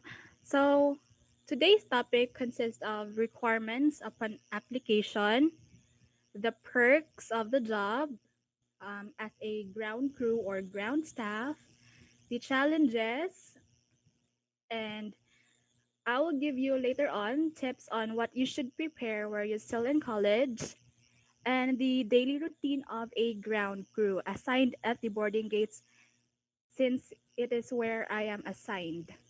Uh, I will show you like just two pictures of the check-in counter procedures, and then after that I will have a video presentation showing you the boarding procedures and ground servicing procedures. So let's proceed to the requirements upon application. First, you will see here is the TOR or transcript of records, and also diploma is one of the requirements. The transcript of records is basically a list of the course that you have taken, the exams you have passed, and the credits that you have gained throughout your stay in UC, also including the transferred credits from your previous or other schools. Next is the your resume or curriculum vitae or CV.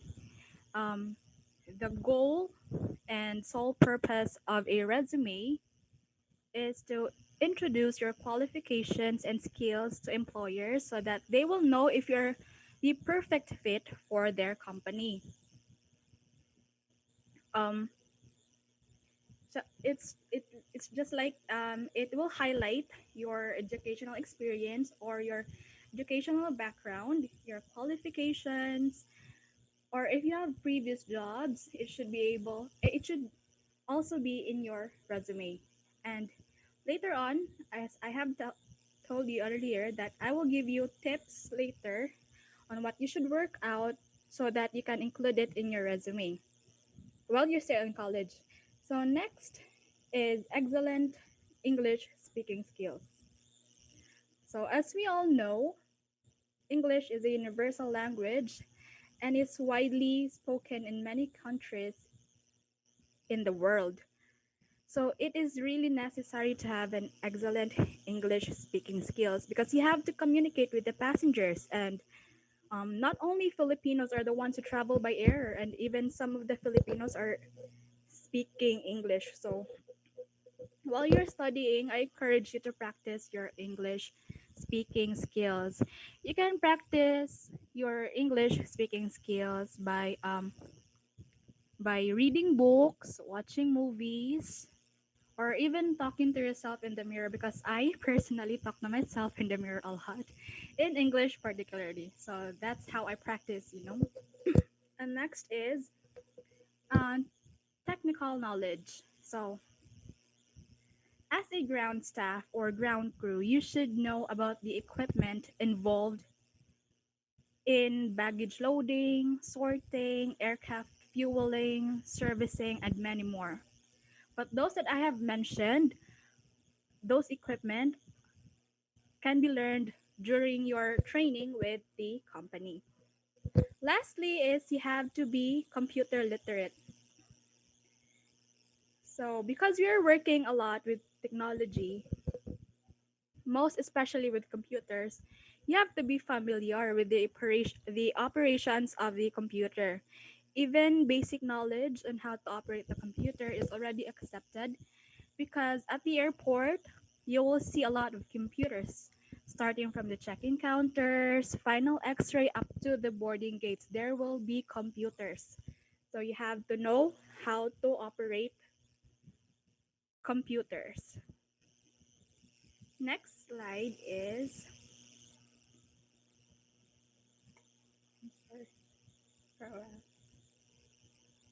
mm, the perks of the job. So perks are benefits of becoming a ground crew or ground staff. First, we have here the health insurance. So, as a ground staff, health is one of the things that you should be mindful of. So, what is a health insurance? Health insurance is a type of insurance coverage that typically pays for your medical, surgical, prescription drug, and sometimes dental expenses. So part of it will be paid by your health insurance so that you don't have to worry about the bills on how big it is. If ever you get ill or needed needing medical attention. Next is um, sick leave and paid vacation leave. Having sick leave and vacation leave are one of the perks of working. When you're done with your probationary period, sick and vacation leave will be paid. So some of them will be paid.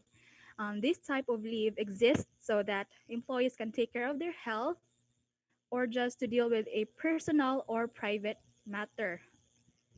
So, as I have mentioned earlier, paid vacation leave, it will only be applied when you are done with your probationary period. Probationary period um, is commonly at just 6 months. After that, you are a regular employee of the company already. So, next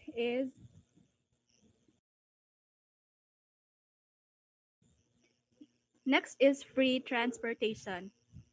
So, free transportation, this is only available to employees who work near Mactan Cebu International Airport. So, places like Mandaue City and Lapu-Lapu City only. So, if you live outside those areas, you will be obligated to pay for your own transportation. And if you want, you can join the carpool and just be somewhere near Mandaue and Lapu-Lapu. Next is free domestic travels. So this is not available for everyone. Since you can only avail this free domestic travel once you're assigned to other stations. For example, if Siargao station is in need of additional agent, you will have to volunteer. And when you are at the station, the company will pay for your lodging and transportation fees. The company will also give you a day off or days off. So you're free to travel or explore the station where you are assigned. Imagine you can explore Siargao or anywhere you are assigned or anywhere you volunteered where they will be needing extra agents and then explore the station or the area and while getting paid, while working. So next slide. One of the perks of being a ground crew is that you will get to meet a lot of new people. May it be your new set of friends, your colleagues, the passengers, even the flight attendants and the pilots. They will become your friend um, the longer you stay in the company or in your job. And then you will also meet some local stars or artists, just like the picture that I have here with Dominic Roque and Michael Pangilinan right here. So these are the side perks, of the job. You will get to meet local stars or even your idol if you are lucky enough to meet your idol. So let us proceed to the challenges. This will be quick. My talk will be quick. So let's start with adapting systems and adopting technology.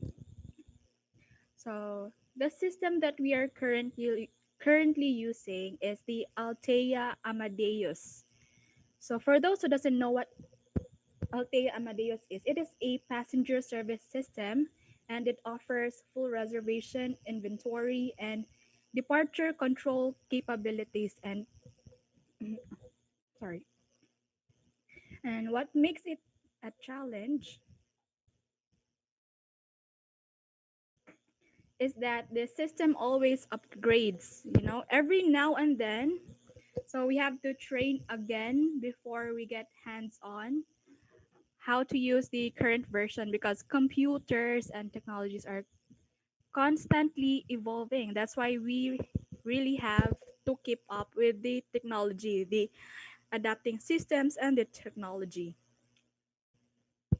Next is flight disruption. So, poor weather conditions, airport congestions, aircraft mechanical problems. Those are just the few things that can prevent the flight schedule to depart on time. So, what happens is the flight gets delayed, or worst case, it can be canceled. So, cancellation and delays are called flight disruptions. Disruptions are very common in the airline industry.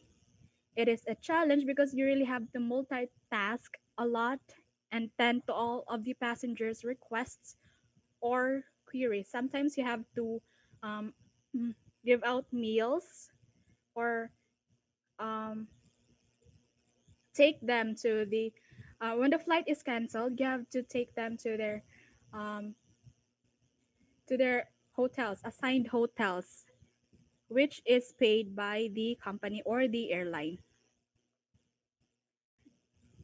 Next is ground handling incidents.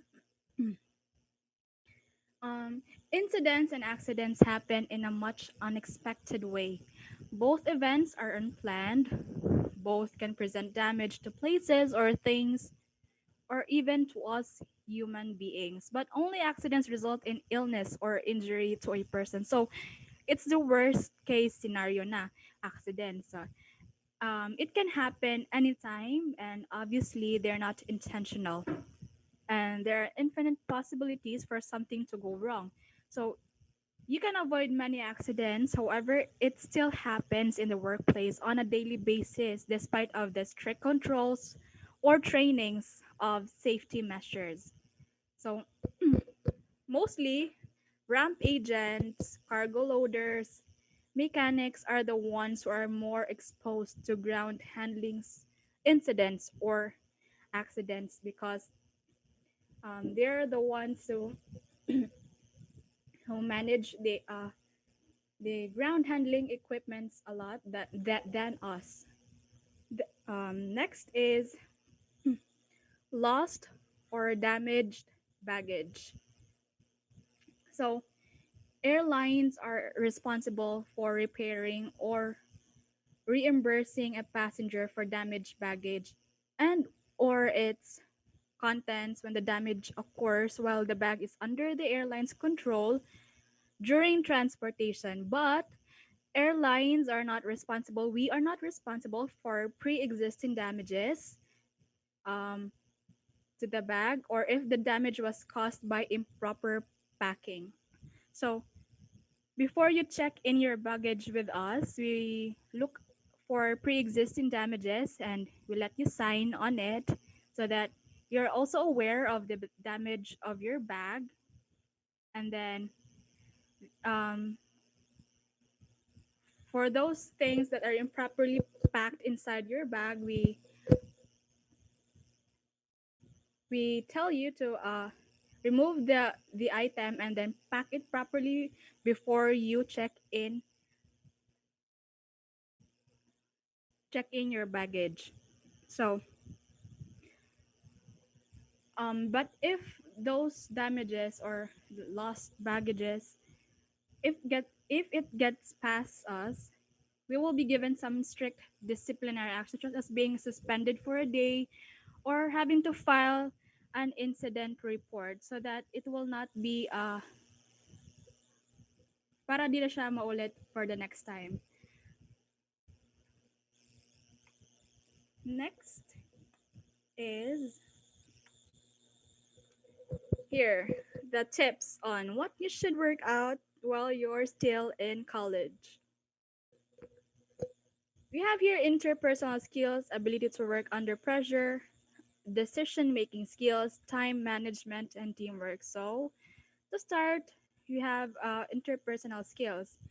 These skills are this refers to the ability of an employee or a person to work well with others. So, it is important to be able to communicate clearly and actively listen to others, may it be the passengers or your colleague or your supervisor or the flight attendants, anyone, as you will spending much of your time interacting with different people. So these skills can be developed in a group activities such as oral defense, research, studies, and many more. So communication is the key. You have to communicate a lot. So you have to practice your interpersonal skills. Next is the ability to work under pressure. So under any circumstances, you should maintain your calmness when things don't go as planned. You should work well with teams and adapt to changes rapidly. This is a very important skill, especially if flight disruptions occur. So while you're still in college, think of those deadlines um, as the as the flight disruptions, and see for yourself if you're able to work with it even in the presence of stress. Next is decision making skills. So to be a ground staff worker or a ground crew, you need to be able to think on your feet and to come up with creative solutions to unexpected problems. When disruptions happens, your superior or your supervisor will not be always available to help you, as they're also busy with what they're doing. So you cannot constantly ask them on what you should do. So you need to decide on your own and make sure to make the right decisions based on the protocols. So in this type of job, their decision making skills is very important. Next is time management. Hmm. Time management. As a ground crew, you need to make the flight depart on time. Much better if you can make it depart earlier than scheduled. So while you're still in college, try to start your tasks early. Para mahuman po kag early, and then be focused on what you're doing. Disregard all the things that you don't that are not important, and try to set a time limit to complete your tasks. And then lastly, these are just the basic tips, the things that you should work out while you're still at college. Lastly is the teamwork. So right now you're in college, it is the perfect time to practice your teamwork skills. Group work is a great opportunity to develop this skill. Make sure you contribute to the group, huh? The better you work with others, the more successful your team will be in achieving your goals. So, teamwork makes the dream work. It makes the flight depart early for us, for a ground crew. Okay, so we're down to the daily routine of a ground crew. For a while. So what we do daily is check in passengers, assist passengers to boarding gates, and then we wait for the arrival of the assigned aircraft. When the aircraft arrives, we offer our ground servicing, then boarding of passengers, and then lastly, departure. So for these two, check in passengers and assisting passengers to boarding gates, I will have pictures, but for these from arrival up to the departure, I will have a video presentation so that you will see on what are we doing in our line of work. So here in check-in, what we will ask you to provide or to provide during your check-in process is that you have to give us your identification cards or IDs, valid IDs. If you don't have, you can have your birth certificate, and then also your ticket just to confirm your flight. And then assist passengers to boarding gates. We assist senior citizens and people with special needs, unaccompanied minors, and young passengers. For those who doesn't need much assistance, we just tell them the directions to the boarding gates. So we have our wheelchair brigades here to assist the elderly passengers to the boarding gate. Now, I will show you a video presentation of, of arrival up to departure for our.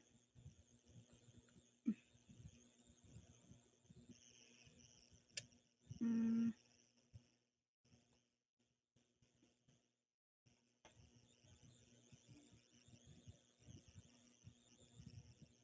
can you see the aircraft from the video? Yes, Miss. Okay, so I will now start the video presentation.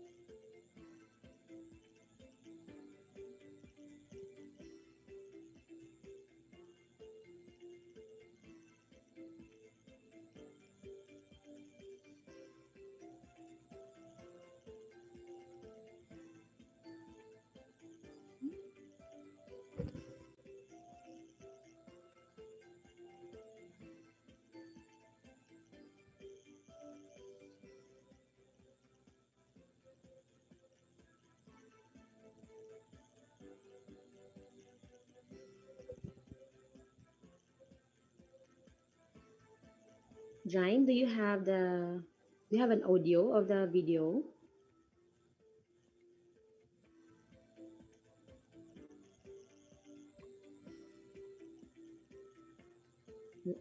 Zine?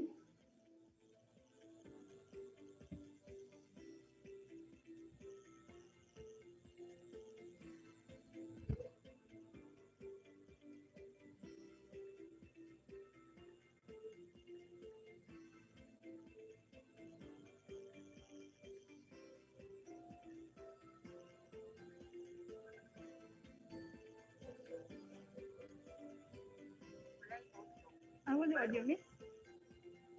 You can take out your headset para madungo.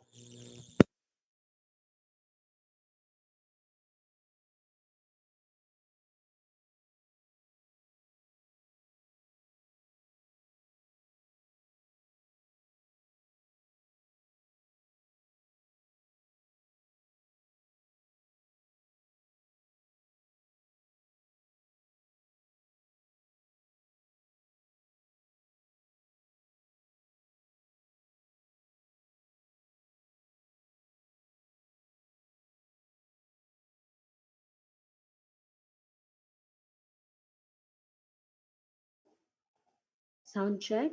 There's no audio. Zine, please provide the audio. You can take out your headset from your device.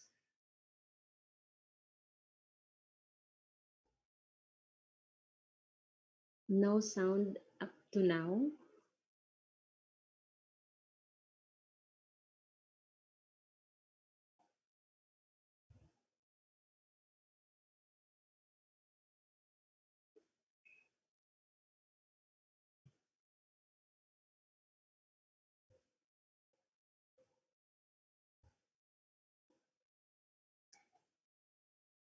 Zain, maybe if you cannot provide any audio, maybe you can just explain what's going on the video, if it's all right.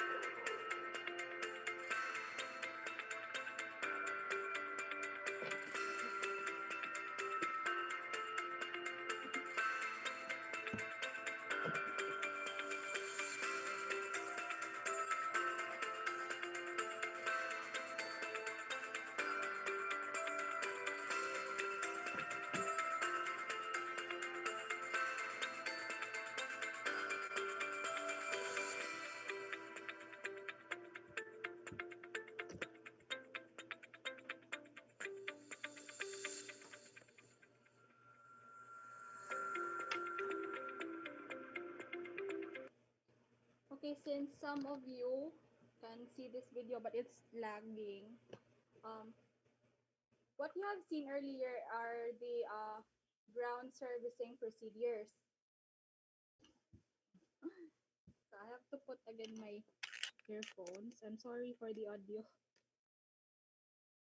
Hi, Miss Jai. We can clearly hear you as of the moment. Okay, thank you, Miss. Um, so the video that I presented earlier, the starting was the arrival of the aircraft. So this part, um, this aircraft was from Manila and will depart also to Manila. And then next is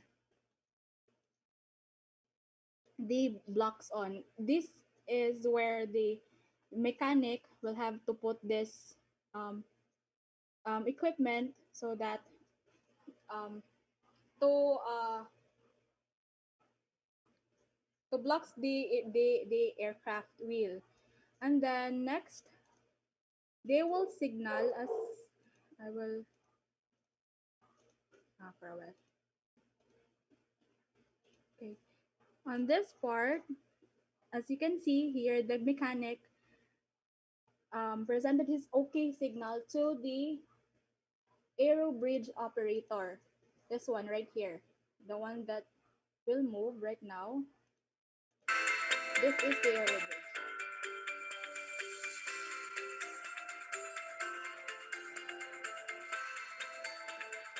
This is the aero bridge. So it will just attach to the aircraft once the mechanic gives his OK signal.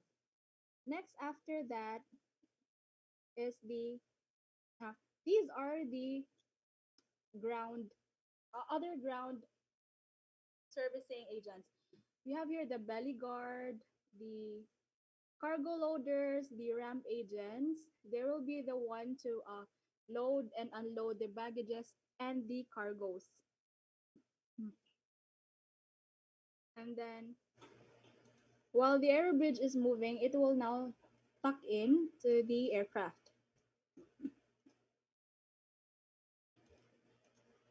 So once it is already tucked in the aircraft to the aircraft, we will then proceed to the cabin door opening. So cabin door opening procedure is we have to knock 3 times at this window right here, small circle window, and then wait for the flight attendant's OK signal to open the aircraft. So once we have received the OK signal, we will then open the aircraft, and then we are going to receive some of the arrival documents. You know, the list of people in the aircraft, including the flight attendants, the pilots, and some other important documents needed in the flight. And then after we receive the documents, we will then proceed to passenger deplaning.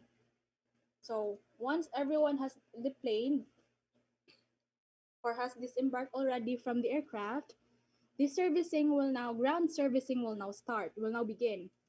First, because of the COVID-19, aircraft disinfection by the mechanics. They will be the one to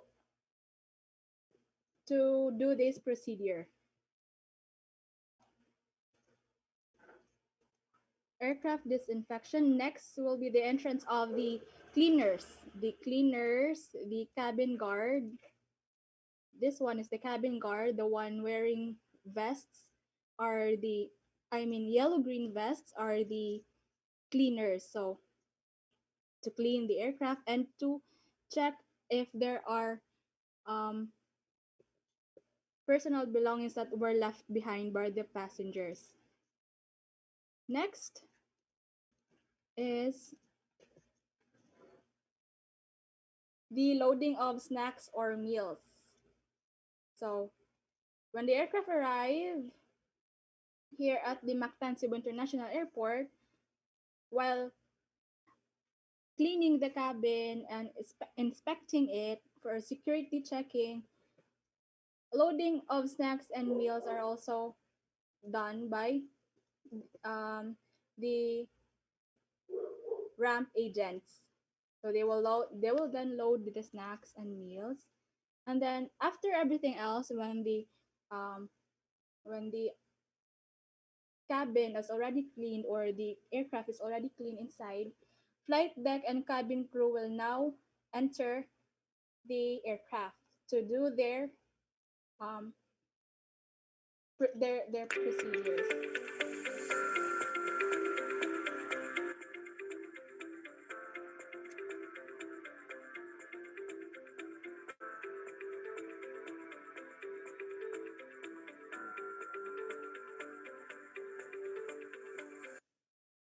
Then after all the servicing, ground servicing, we will now, us ground agents or ground crew will now sign the documents to as a proof that the the servicing is already done.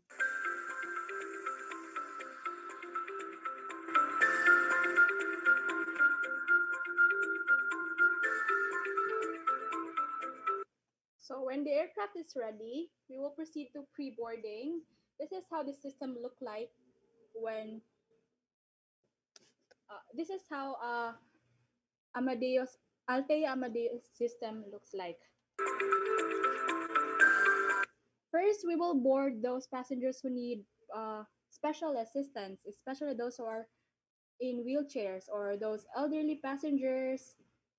It's called the priority boarding. So after priority boarding, we will resume the boarding with the normal passengers.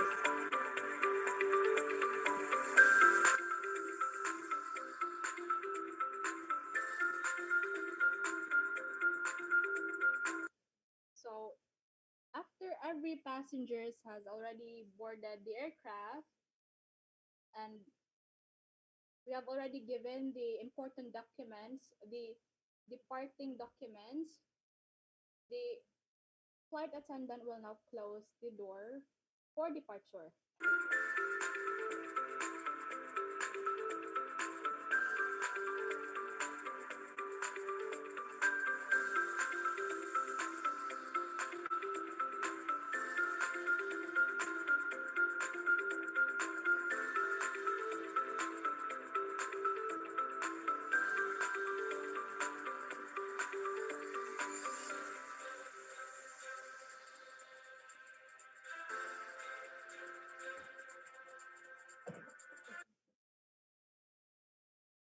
Okay, so I believe my presentation is done and I hope you have learned something from it.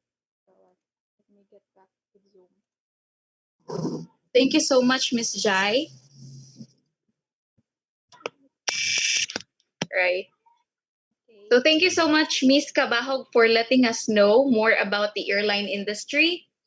As she shared the job routine and challenges, we have seen how important it is to be culturally competent because it's true that in so many jobs in the world, in all fields, you're expected to deal with people. So it's really important that you have intercultural awareness. People with different cultures. So at this juncture, we are already in the open forum session. Please allow me, Miss Jai, to ask you few questions. Sure, go on. First question, do you have required height for ground crew? So that is the most common question with regards to aviation industry. Um, require a height requirement is not really necessary because some of my workmates, even the flight attendants, they're shorter than me. My height is 5'4", and it really depend. It will really depend on your skills na lang talaga. Thank you, Ms. Jai. Our second question from our audience, what is your most unforgettable experience in the airline industry that highlighted the importance of knowing culture? I'm sorry, Miss. Can you repeat the question? Yes, yes, You were a bit of laggy. yes, Miss. What is your most unforgettable experience in the airline industry that highlighted the importance of knowing culture? So the most important for me that highlighted the knowing culture is that having to meet other passengers, having to meet other people, from different parts of the world. There are foreign nationals that I have met. Some of them became my friends. Wow. This is very important to me. Right. Our third question, Miss. During the pandemic, we have travel restrictions. What are the impacts of those restrictions to the ground crew? So, um, because of the travel restrictions, there are a lot of requirements that the passenger have to show us before they get to board their aircraft. So we need to double check their requirements, their documents, everything. Everything is needed to be double checked, especially their rapid tests, their COVID-19 test results. They should be negative. All of them should be negative. All right, Miss. Our last question. While you were in college, what are the activities you remember that allow you to improve your skills to deal with people with different cultures? So during my college days, I was one of the officers in the College of Tourism. So that really enhanced my skills, to interact with different people because I was, if I'm not mistaken, I was third year or fourth year that time, and I have to talk with first years, second years, third years, people of my age. So that really helped me with who I am right now, with the job I have right now. Thank you so much, Miss Jonalyn Cabahog. It was so informative. Please allow me to give you the certificate of appreciation.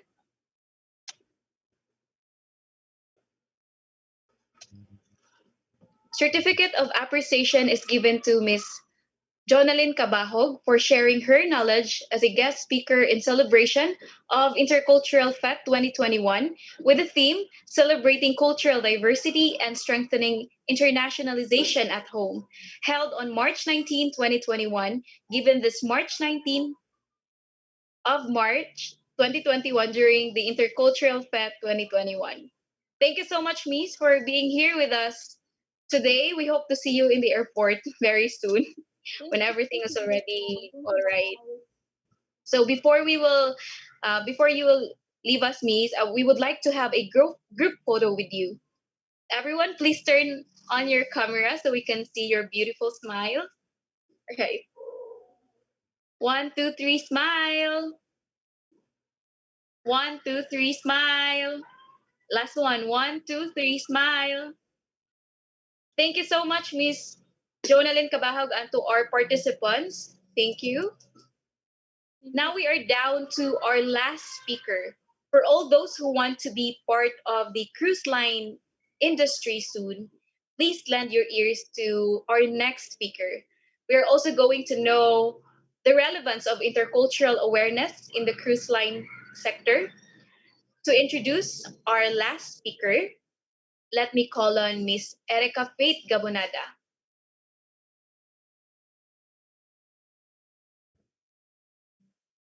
Thank you, Miss. Good afternoon, ladies and gentlemen. Our last, but definitely not the least speaker, is someone very close to our hearts, for she is one of the student leaders in UC Banilad College of Tourism. She served as the JTA president and UC Council of Presidents Press Relations Officer. She is a graduate of Bachelor of Science in Tourism, Batch 2017. She is also an active student volunteer of UC Cares. In fact, she is the co-founder of UC's Project Papeles, a project that will help solve our tons and tons of papers turned into recycled one. After her graduation, she decided to focus on working in the cruise industry. She later successfully finished her training in food and beverage services at Magsaysay Institute for Hospitality and Culinary Arts, or MICA. She then worked as F&B attendant at Waterfront Cebu Hotel and Casino and Shangri-La's Mactan Resort and Spa because she thinks she can serve best in the tourism industry, specifically in the hospitality sector. She finally worked in the cruise industry as food and beverage attendant at Italian cruise lines Costa Cruises.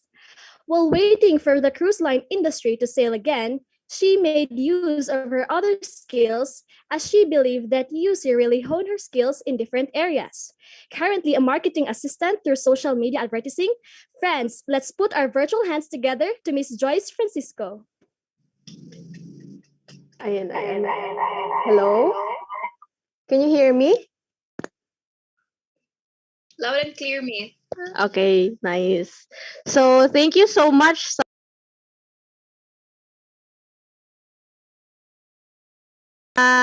Medyo na ano ako doon. Na-overwhelmed ako sa introduction na yun, okay? So, now I'm going to share my screen. So, one moment. Ayan, share ko yung screen ko. So, you will see my presentation. Okay. So, no, not this one. Wait. Not this. Okay.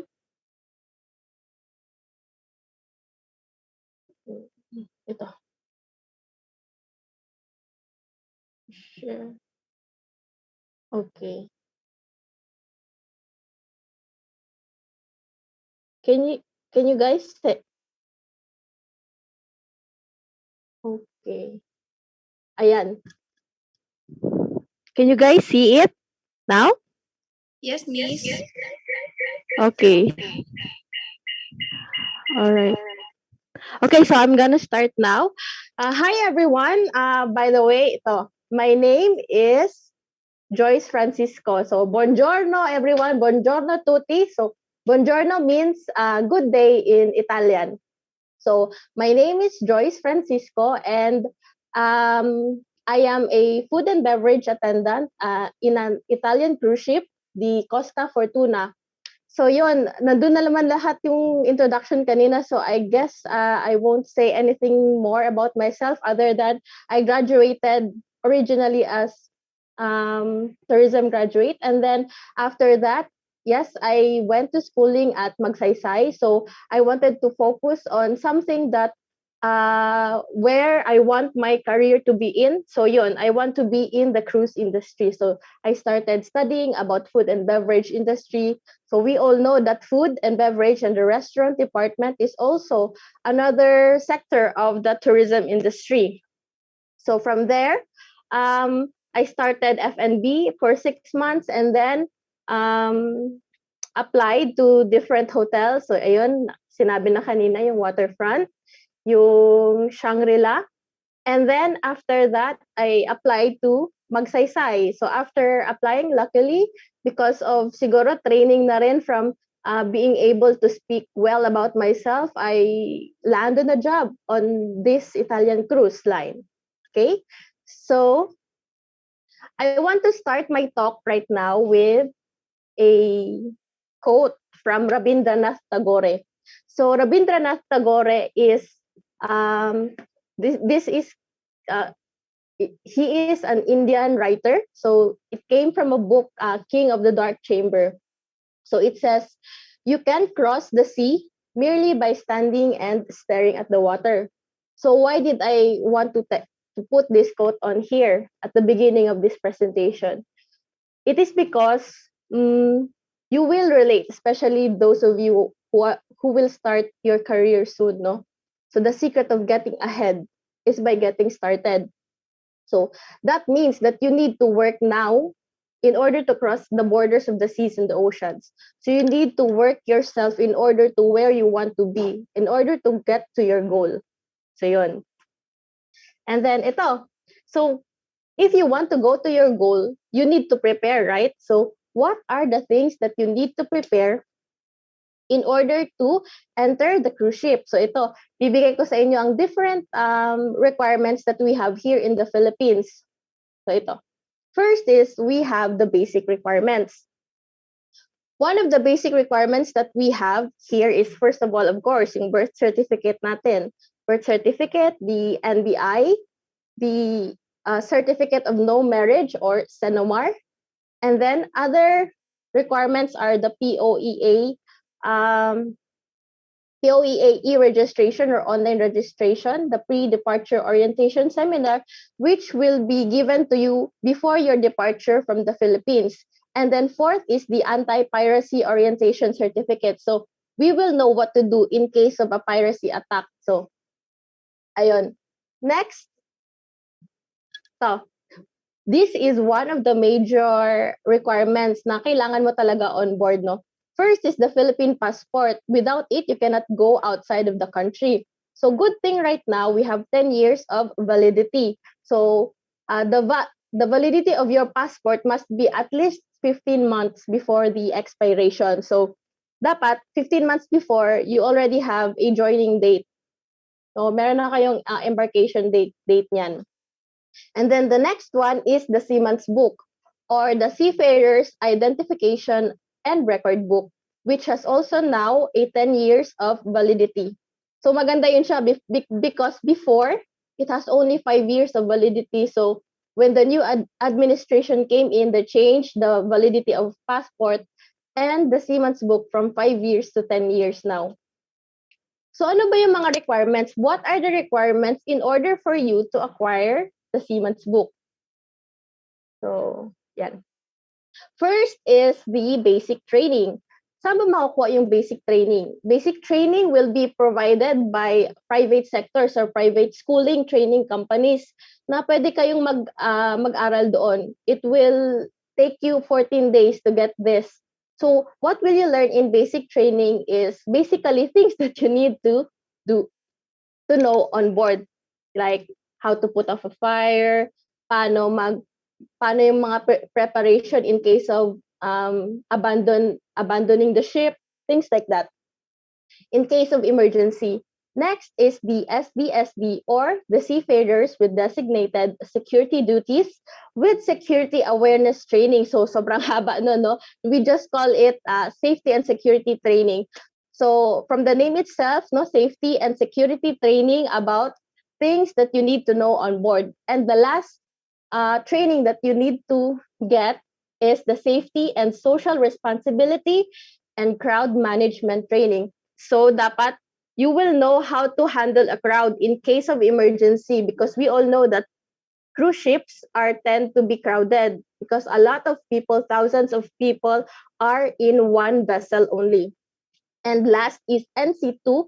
So in case na kung kunyari, for example, me, I am an F&B attendant. So I studied, I took an exam on NC2 under food and beverage attendant training. Ayun.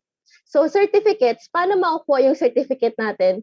The only thing that you need to do in order to get the certificates are the trainings. So, i-present mo lang yung training mo, yung training certificate mo in order to get the certificate of professionalism, both in basic training and the SDSD. So, yun.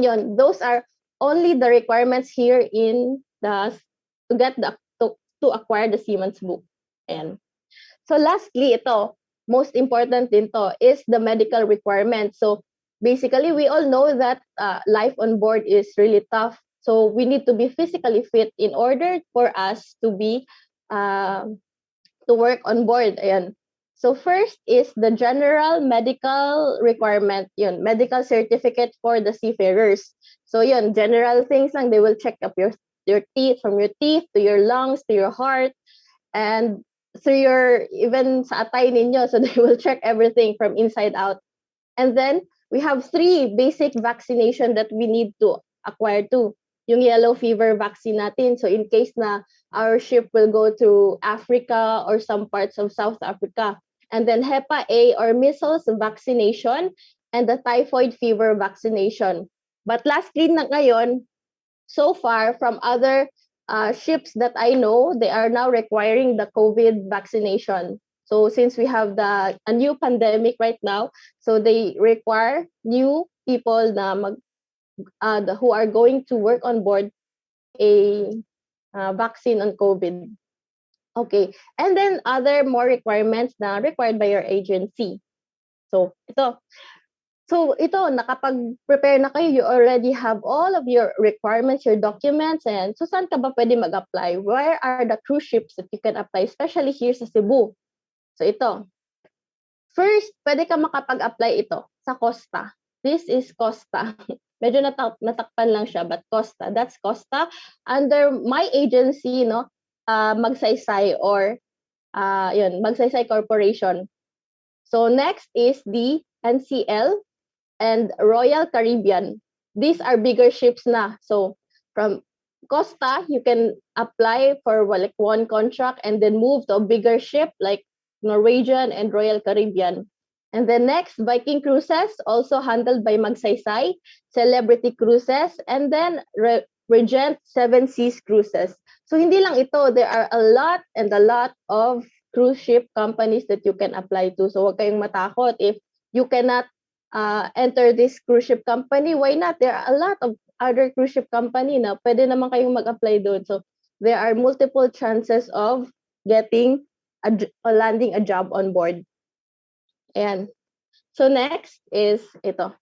My work routine in the cruise industry. So many of you wonder, how is the life on board? So how are we working on board? Ito.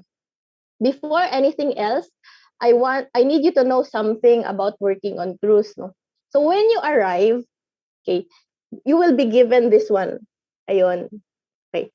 Ayan. This is the Costa Fortuna crew card. Ito. Inside of this one, ito, medyo sira na kasi siya kasi matagal na. So inside of this one, ayan, we have a map. Sira na. Ayun. We have a map of the whole ship so that you won't get lost. Or if any by chance a passenger will ask you, where is this thing, where I can find this one, you will be able to answer them. And then inside this card here, ayan, you will have your company ID. Ito. Ayun, ito to. With the barcode at the back. So for example, when you clock in, you just swipe your card and then you clock in already. And then your cabin key. So this is the key to your room. Without this, you cannot enter your room. So ayan, isa-swipe mo lang yan sa door mo and then you can enter your room. Okay. So when you enter when you get on board, so merong tinatawag na port manning. We call this CAOSTA or Costa. So basically, as you can see here sa graph na ginawa ko, you can see that Sunday will be C, Monday is O, Tuesday is S, and so on. And then it will go back to C. So if you are port manning like I am, I'm port manning during C. So every C port manning, I cannot go outside of the ship. So dapat doon ako sa loob ng ship. Bakit? Because if in case of emergency, tapos lahat ng mga crew lumabas, sino magpuput out ng fire? Sinong gagawa ng emergency duties, di ba? So they need people on board. Next is yung emergency card na sinasabi ko. I don't have the emergency card right now kasi we need to return it upon leaving the ship. So ito, I will explain it to you. Sa emergency card, papakita doon yung team mo. So I was an evacuation team. And then my role is stairway guide. So I guide the passenger that they need to like Ponte 4, Al Ponte 3, Al Ponte 5. So they need to go to these decks to their muster station during the passenger drill. And then my muster station is 2. This is where all of us gather depending on your muster station. And it is on deck 7, meaning floor 7. And here is my port manning C. So medyo baka nalito kayo doon, 'di ba? Maybe it's quite confusing for you. So I made a drawing myself. So this is the picture of Costa Fortuna where I work. So for example, I'm working here on deck 9 here. Deck 9 is where the buffet station are located. So from here, when we hear the announcement like only for crew, only for drill, only for crew, only for drill, fire at this level like that. When we hear that, we go straight. We first tell our supervisor that we will need to leave our station and then go down. So from there on, we go down here on the elevator near the third area of the ship. Then we go down here, and then I go to my cabin on deck A. So as you can see, medyo malayo yung cabin ko here. So from deck A, I get my life jacket above my cabinet. I get my life jacket, my cup, and then the whistle, and then always need to get your card because your card will be your attendance whenever you have the yung mga emergency drill. So they will check your attendance. So from here, when pag kompleto na yung outfit ko, I run. I basically run from deck 8 to deck 7. So imagine, because all of the elevators will not work. They will turn off all of the elevators kasi nga drill siya, emergency siya. So during emergency, you need to run. So when I arrive on deck 7, so hingal na ako. So I'm already very tired and very sweaty while, telling the passengers to go to deck 4 to go to their master station. So usually this emergency passenger drill and evacuation drill will last from 30 to 1 hour. So ayun. I hope medyo naintindihan niyo yung sinasabi ko. So after the emergency drill is finished, we go back to the cabin, remove the life jacket and caps, and then if we are still on duty by that time, we go back to work. But if not, we go rest na. Ayun. Ito, go back to the routine. So ano ba yung routine? My routine in board is basically checking the bulletin board for the schedule. That is my routine. So you need to really check your schedule every breakfast, lunch, and dinner in order for you not to miss your yung role. Maybe sometimes they will change it and then you will not know that your schedule will be changed. Ayun, so since I work in the restaurant department, so how many times will the passenger eat in a day? So ito ganito sila kumain. Basically, as you can see here, they eat 24 hours except while they're sleeping. So they eat and they eat. So dito hindi ko nilagay yung time sa bar because we work in the restaurant and the bar department is different. So past that 11 to 1 a.m. or 2 a.m. the bar is still open. So the only time that we are out of like service is around 5 hours in a day. So ito, 7 to 10 is their breakfast, 11:30 to 3 yung lunch, 3:30 to 4:30 is their tea time, and 6 to 10 is their dinner. Ayun. So ito, merong mga different shifts that we have. So we have straight shift or one shift. If you are assigned in pizzeria or where they serve pizzas in beers, and then 2 shift, 5 hours in the morning, and then 6 hours or more on dinner, and 3 shift, which is divided into breakfast, lunch, and then dinner. So 2.5 hours in breakfast, 2.5 hours in lunch, and 6 hours or more on dinner. So dito ako na-assign sa 3 shifts. So I work on 3 shifts. Full 9 months. 3 beses ako nagtatrabaho sa isang araw. So when you arrive on board also, you will have various kinds of training. So ito, makikita niyo sa bulletin board. You will always need to check. Otherwise, if you don't check the bulletin and then you miss the training, then makakatanggap kayo ng memo. So 3 memos lang out ka na. Dapat hindi talaga pwedeng mangyari. So good thing naman that I never missed a training in my life there on board.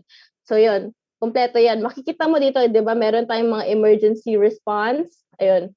Nakalagay pa dito yung mga port manning sa per port. May port manning on day and then what time is the drill. Ganun. Makikita nyo dyan lahat. So ito, may different days sa cruise every week. So in our cruise, it usually lasts 7 days. So meron tayong regular cruise days that we are traveling from one port to another port. And then we have at sea, for example, it takes 2 days before we arrive on another port, and embarkation or disembarkation when the passenger arrives and the previous passenger leaves the ship. Okay, so ito. Sa regular cruise day, when I was a buffet attendant on the first month on board, ito yung schedule ko.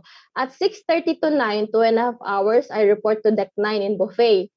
At lunch service, I report at 11:30 to 2, so 2 hours and a half then. And dinner service is 4:30 to 10:30 p.m. So ito yung tea time and dinner service nila. But you will not, hindi guaranteed na you will finish at 10:30. You will finish whenever na you're already done with whatever job that you have or assignment or task that you have. So ito naman yung during embarkation or disembarkation.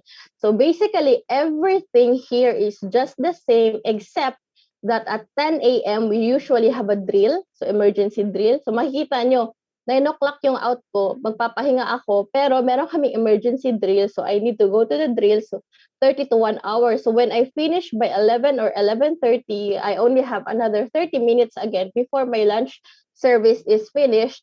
Then ito, meron na naman tayong duty at 4:30 to 10:30, but in between of that time, at 5 p.m., there is a passenger drill.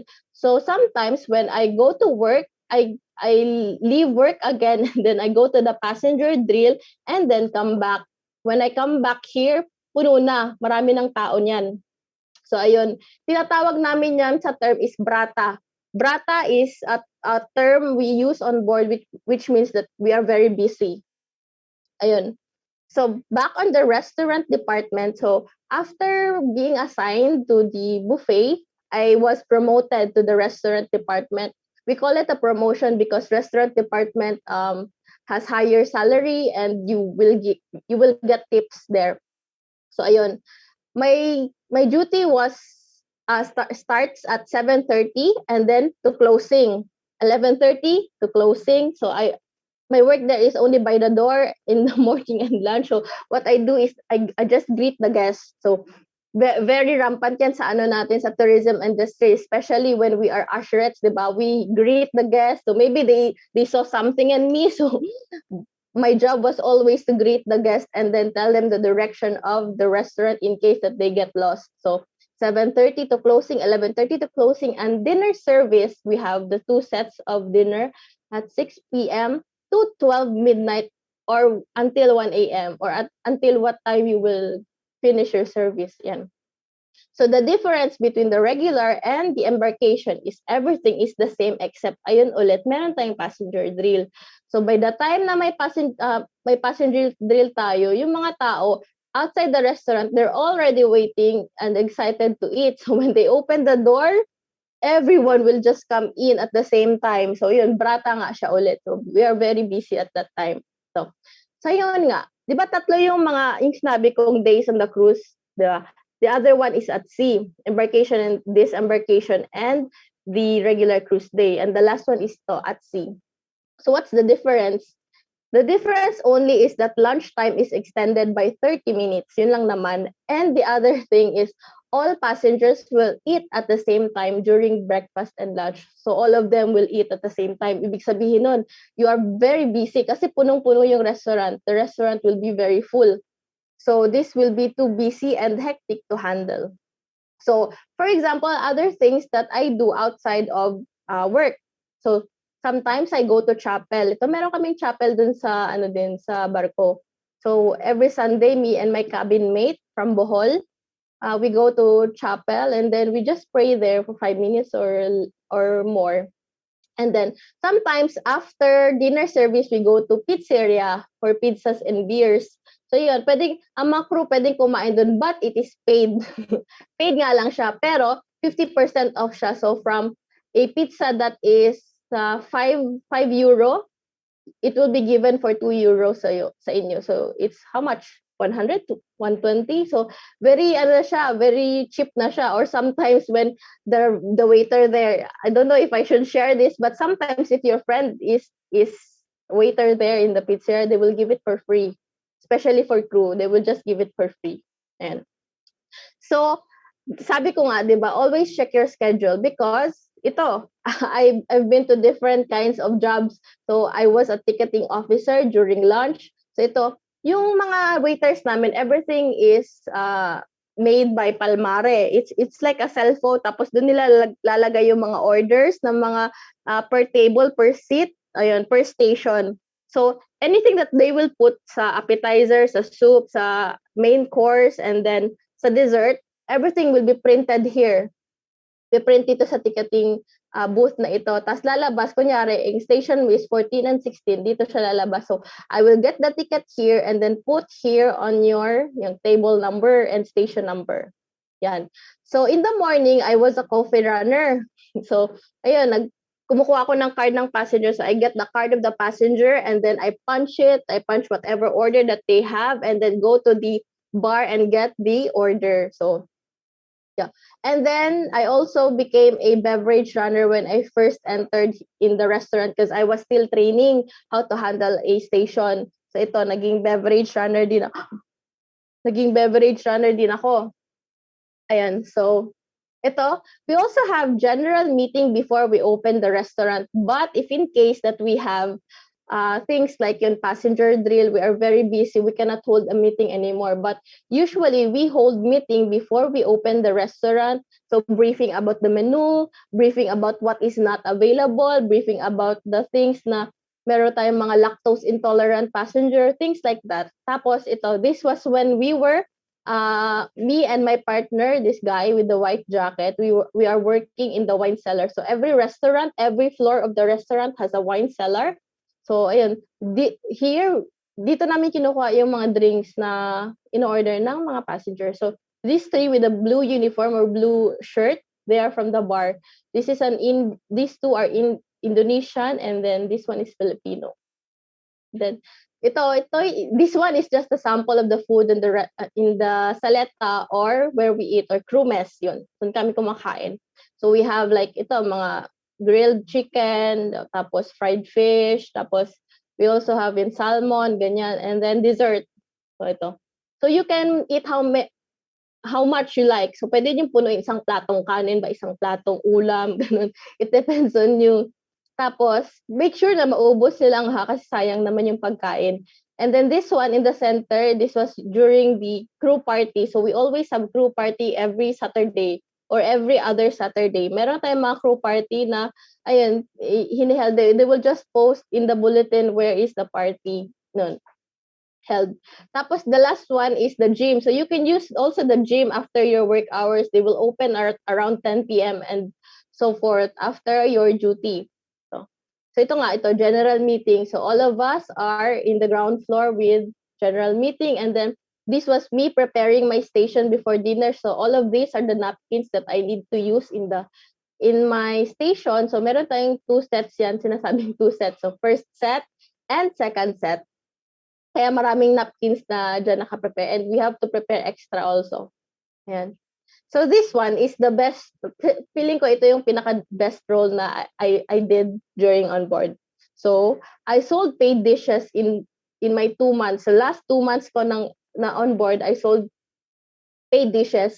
So iba-ibang paid dishes yun. Pero the main thing that I'm selling is the lobster. So when I became a selling team, I became the best selling team in Costa Fortuna. So pag best selling team ka, every next day you can always request for off. So not day off but you can request that I don't want to work on lunchtime. So for example, I finish breakfast at 9, I can go out and then come back at 6 p.m. So imagine how many things I can do in that 8 hours outside the ship. So yun.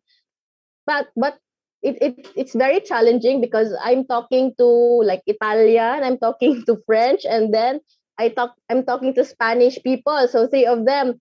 And all of them, they don't know how to speak in English. So I was the one speaking in their language, but I speak not fluently, I speak only the things that I know. But when they ask, so when the conversation is going, so I can understand most of the little things, but when they venture on other things outside of the restaurant terms, I get lost already. I ask for help from my maitre d, and so yun na nga, just accept whatever it is given to you, no? So when there is an opportunity, just really get it. Yun. So dito na tayo. Perks of working on cruise. So marami tayong mga perks dito. There are a lot of perks on working on cruise, but I narrowed it down onto 8. So, okay. So, and first will be the free plane tickets back and forth. So, meron tayong mga plane tickets na libre lang. So, for me, I flew from Cebu to Manila, Manila to Singapore when I arrived. And then when I came back home, I went from Civitavecchia, Italy to Milan, Italy to Seoul, Korea, and then to Cebu. So, lahat ng yon, all of that are free. Wala kang babayaran yan. Next is the hotel overnight stay depending on your flight schedule. So libre din ng hotel. When I arrived in Singapore, I stayed in Hotel Miramar for one night and then the next day went to work na already. So libre din yan siya and then ito na. Free accommodation, unlimited food, electricity, gym, and medical needs. This is my cabin. Ito yung higaan ko for 9 months on board. As you can see, merong bunk bed ito siya. So I share this room with one girl from Bohol. So Pilipina din. You can request no kung sinong gusto nyo kasama sa kwarto. Then, ayun. Meron tayong diverse buffet on Sunday and unlimited food in Saleta. Sabi ko kanina, it's all unlimited here in Saleta. Tapos, on Sundays, they will showcase different kinds of fruits or sometimes vegetables or sometimes food from Philippines, food from India, Indonesia, so different countries siya every Sunday. Ayan. And then we also have the free complete uniform. So ito yung mga uniforms namin on board. As a food and beverage attendant, when I arrived, so this is my uniform. Ito. This is my uniform for one whole day, breakfast, lunch, and dinner, ganito lang. But on the restaurant, we have different kinds of uniforms. So on my second month, by the way, this one is from Port of Singapore. And then the other one here with the white jacket is the Port of Civitavecchia, Italy. So I wore white jacket. In the dinner, ayan, iba-iba yung uniform namin sa restaurant, diba? Ito. We have the Italian uniform, and then we have the gala uniform, and then the red jacket. So we call it that term because every day, in the 7 days, iba-iba yung event namin. We have Italian night, we have gala night, we have white night, and then the normal nights, we wear red jacket. Ayan. We also have free shuttle on all ports of the cruise. So itong mga shuttle service na ito, libre lang to lahat. So we don't need to pay anything for it kasi you just need to show your ID. Itong ID na nasa nyo. And then the bus driver will just let you in. And then cruise sail. Ito, very good thing for mostly sa Filipinos because we'd like to always give pasalubongs to our parents, our family. So cruise sail will give you 50 to 75% off on all items, watches, bags, perfumes, makeups. You can buy it once a month they do cruise sale. So ayan, pwede kayong bumili doon. And then you can bring also your family on board. So, di ba, pwede siya. So very interesting because before we did not know about this, but when we saw some of our friends that they're bringing their family, especially when we go to their port. For example, we arrived in Thailand. One of our Thailand friends or Thailand workmates bring her family there on board. So libre lang yun lahat. You will not pay anything for it except for the plane ticket. For example, if you want to bring your family from Philippines to Italy, syempre, kargado mo na yung plane ticket doon. But the stay on board and everything else are free. So ito, I just want to share with you my whole itinerary from Asia to Europe. So ito, kasi nag-crossing kami, we are one of those ships na hindi lang kami nag-stay sa isang continent. We flew from Asia to Europe. So, we not flew, no? We sailed the sea from Asia to Europe. So ito, as you can see, dito ako nang galing. From Cebu, I went to Manila. From Manila to Singapore. And Singapore, dito nag-start yung cruise. So Singapore to Malaysia, Malaysia to Thailand, Thailand to Cambodia, and back to Singapore. So it doesn't necessarily mean na this is how your cruise will be in that particular week.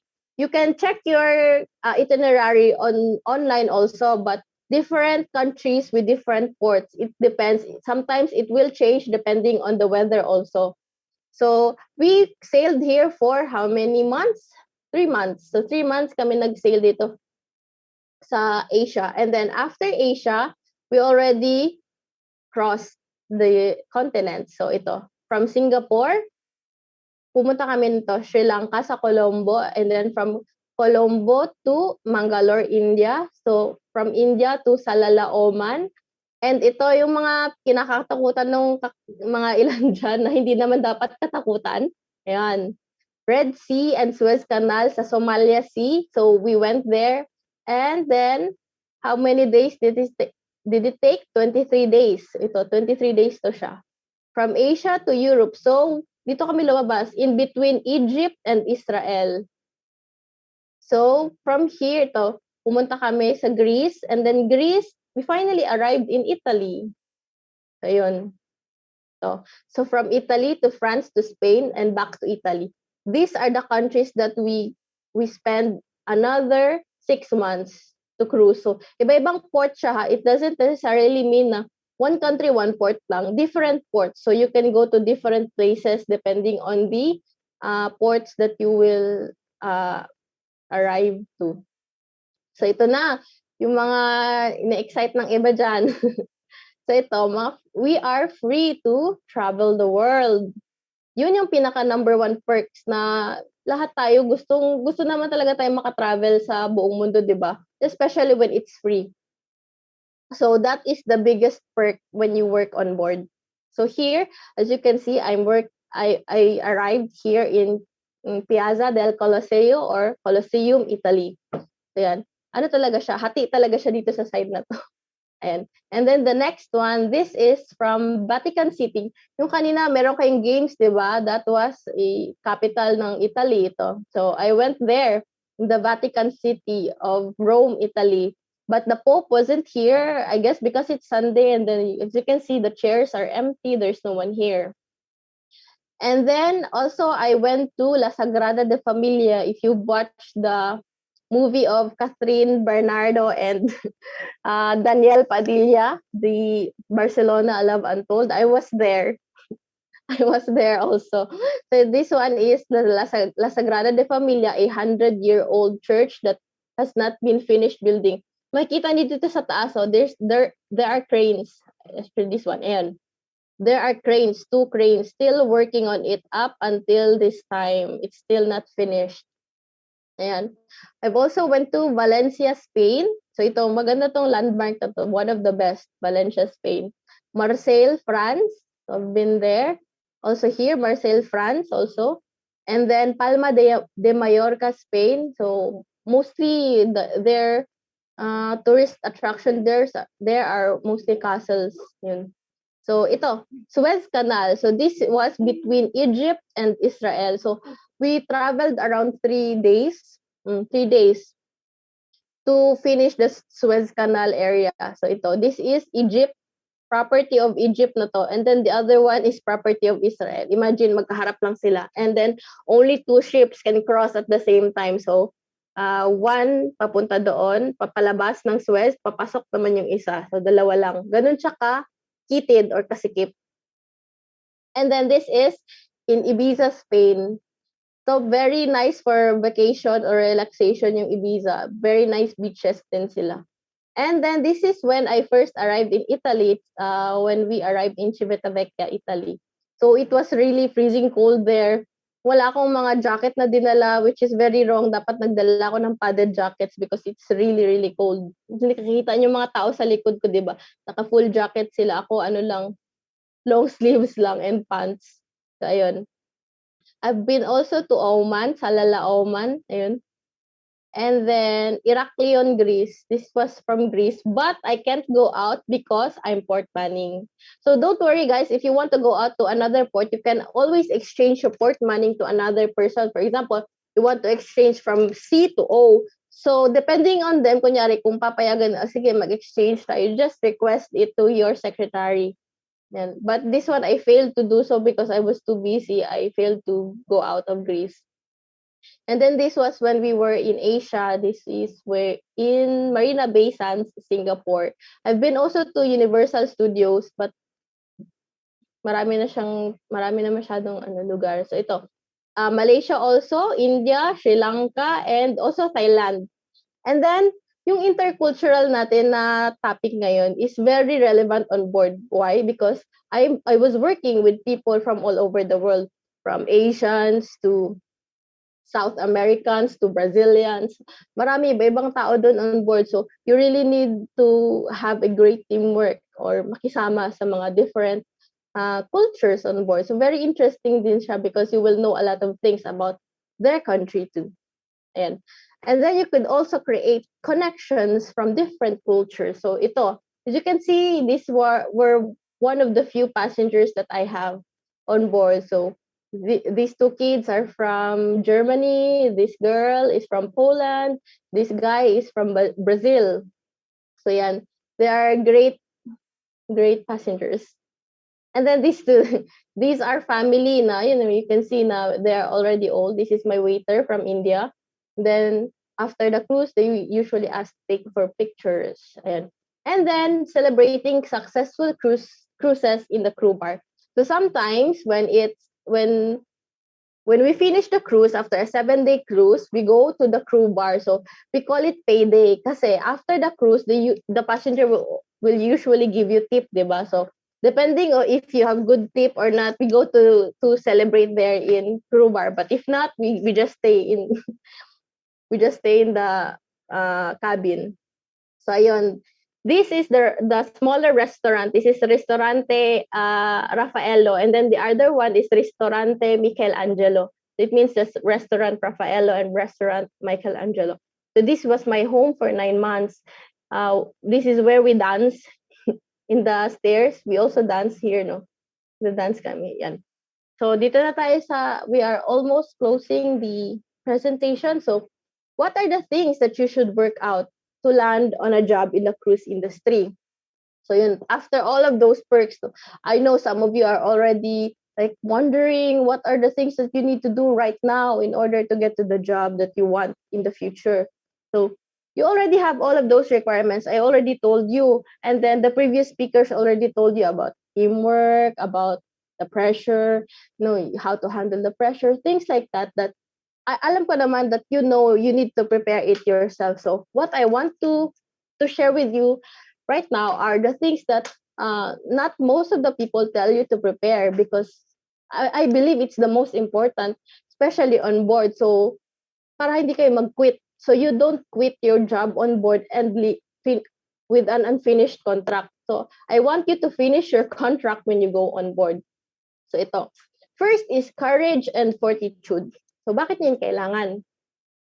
Courage means you need the strength from yourself to do whatever goal that you want to set, So you need to set your goal. You need to have that courage to set your goal, to do whatever it takes to reach your goal. And fortitude. Fortitude is very important because fortitude means lakas ng loob, di ba? So you need the strength in yourself to stay and do all of those things, working 13, 14 hours every day without day off on board. Kailangan mo ng lakas ng loob. But you don't only need yung lakas ng loob. So, you also need the mental and physical readiness. So when we were preparing, we were not ready mentally and physically. We did not know it was that hard. So most of my friends, my people that went with me, some of them, no, not all of them, maybe one or two people did not finish their contract. They were there for only 1 week to 1 month, and then they left. They went home with an unfinished contract. And I don't want you to do that. So I want you to prepare yourself mentally and physically. Kasi if you have a passion, if you really want to do it, I guess nothing will stop you from nothing will hinder you from getting to where you want to be in life. Ayan. So ito, bonus na lang siguro to that you need to gain experience and knowledge about your desired field of career. So you need to, yung mga ginawa ko, I just gained, di naman siya full-time work in hotels here in Cebu, like Shangri-La and Waterfront. It was just for me to learn how it feels like to work there. But it's not really exactly the same on board, because on board, you cannot say no. You always need to do whatever it is that your supervisor, your head will ask you to do when it comes to work. And then lastly is that you need to survive against all odds. So whoever will make a hard, may magbibigay ng hard time sa inyo on board, don't mind it. You need to survive against all odds, because imagine niyo yung mga requirements na sinabi ko sa inyo kanina. There were a lot of things that you need to comply, diba? And then you're just giving up for something like small things like having an argument with somebody, ayun, you need to survive it against all odds. And then ito, I want to close my speech, my talk or sharing with some of these quotes ito. Meron tayong dalawa. That the distance between your dreams and reality is called action. So ngayon pa lang, I want you to work on it. I want you to know what is your passion, what career you want to have in your life. So focus on that. Focus on that. Even if tourism yung graduate nyo, you can always work on board. I have friends working on board that are accountant, that are nurses, but they're on board. They're working there. So it's not impossible. No, nothing is impossible unless you do your action. So dapat gagawin niyo yun. Then you can only achieve your dreams when you start believing in yourself. So before I did not believe in myself really, but someone believed in me. No? When someone really believed in me when I was like very confused at that time. And that was Miss Eds. Miss Eds really was the one to told me, yes, you can apply here. Don't worry. Bakit pala kung tourism graduate ka, hindi ka na makakapag-apply on board? That was my concern before working or applying for yung sa course ng magsaysay. That was my greatest worry. But Miss Eds talked me to it. So then I believed in myself. So kaya ko to. Since Miss Eds was believing in me, so I believed in myself. So what happened when I started believing myself? Ito. So ayun. This was me when I started. So one day became my day one. That was the result when I started believing in myself. So ayun, I hope all of you can also make your one day become your day one. Ayun. So that's it. Grazie mille tutti. Thank you so much, everyone. Thank you.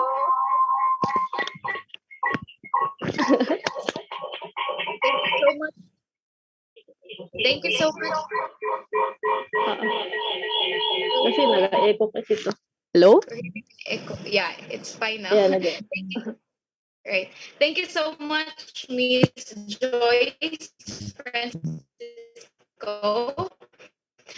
I have been so fascinated to the cruise line industry. It is so inspiring. So, dreams and work on yourself. Just like what Miss Francisco told us, that it is also true that if we receive words of encouragement from people, we became more motivated to chase our dreams.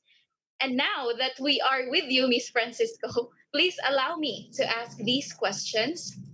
First, the moment you enrolled in UC, you already knew that you want to be in the cruise industry. How did your diploma or training in UC have helped you land in the job of your dreams? Actually, no, the very big thing na nakatulong sa akin when I was in UC na nagamit ko when I applied or I joined Magsaysay, there are a lot of ang tawag nito, interview questions. There are a lot of interview questions that you will go through sa Magsaysay before they will actually hire you sa on board. So what I learned and gained from UC basically is confidence.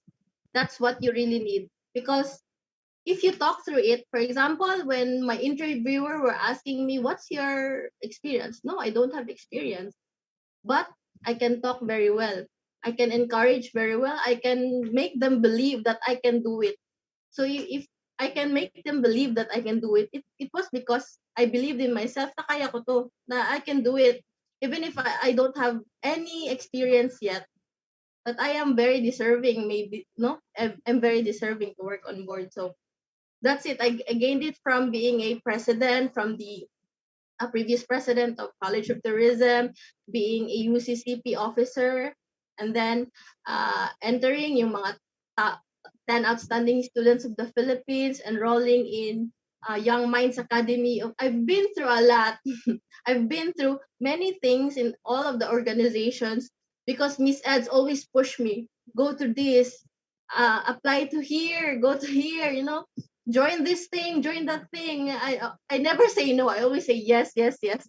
Even if sometimes I don't believe in myself, but she always pushes me. It's hard when someone is believing in so much in you, and then in return, ikaw hindi ka naman, you don't believe in yourself. Mahirap mag-decline when someone is very enthusiastic about you. Yung ganun. Yes, that's right, Miss Francisco. Our last question is that did our foreign language classes have helped you deal to other people with other languages at work? Yes, naman, of course. No? When I was during my school time in UC, what the languages I learned was that I used on board were Spanish and French. Yun. Even though I don't really recall it all, maybe just a few back reading. No? You just read again what are the things that you learned. Yung mga notes ko dati, I still have it now. I read on it. Especially in Spanish. I learned so much in Spanish because our teacher that time was very like not only strict but very effective in making us learn the language in basic way, in simple way that until now I still can recall most of the terms and then I use it on board. Ayan. Thank you so much, Miss Francisco. Yeah, that's right. It's actually very important that we will also learn in the university and bring it Mm-hmm. bring this learning to our job or to the career that we're going. Thank you very much, Miss Joyce Francisco of appreciation. Thank you. Right. So, certificate of appreciation is given to Miss Joyce Francisco Mm-hmm. for for sharing her knowledge as a guest speaker in celebrating cultural diversity and strengthening internationalization at home, held on March 19, 2021, given this 19th day of March 2021 during the Intercultural Fest 2021. Thank you so much, Miss Joyce Francisco. It was very inspiring, and we hope that we actually inspired our participants this afternoon. Thank you. Thank you. All right. At this juncture, let's have a group photo with Miss Joyce Francisco. So kindly turn on your cameras, everyone. Right, let's have a group photo. 1, 2, 3, smile. 1, 2, 3, smile. Next slide again. 1, 2, 3, smile. Okay, thank you so much. Thank you everyone for cooperating. Oh, that's so cute. Hi, doggy. Right. So at this juncture, let us congratulate all the winners of all the competitions that we had for the last few days of Intercultural Fest 2021. Right. So while waiting, I would like to say thank you to all our organizers and to our sponsors. Right. For our awarding ceremony, let us start with TikTok winners. First is BSTM 2D, Brittany Jocot Maya, Earl Marie Rigolacion, Erica Faith Gabonada, Roslyn Ramos, Zyren Gorgonio.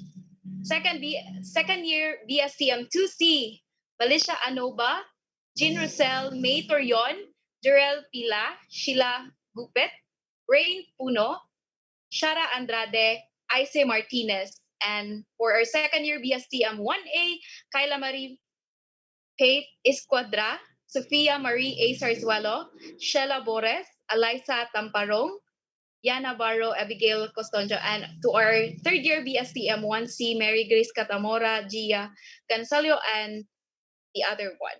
Next slide, please. Per photo is a winners. First place, Erica Faith Gabonada. Congratulations. Second place, Jalan Navarro. And third place, Glidel Jane Hernandez.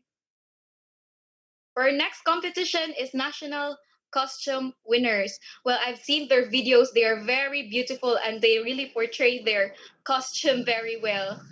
So our first place we have Renny Rose Patwal.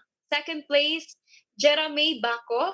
And third place, Jonah May Ibiro. Next, all right. Here is a certificate of appreciation for all our organizers and to all those people who helped us to for this successful event. So certificate of appreciation is given to Aljans Agbay for his important contribution to the celebration of Intercultural Fest 2021 with a theme celebrating cultural diversity and strengthening internationalization at home, held on March 19, 2021, given this 19th day of March 2021 during the Intercultural Fest 2021. Next, it's me, yours truly. Chara Jane Micah Villar Certificate of Appreciation is given to Chara Jane Micah Villar Hermosa with the same citation. Our next organizer is Miss Daphne Disabelle. Certificate of Appreciation is given to Miss Daphne Disabelle with the same citation. To certificate of appreciation is given to Earl Marie Regulacion with the same citation.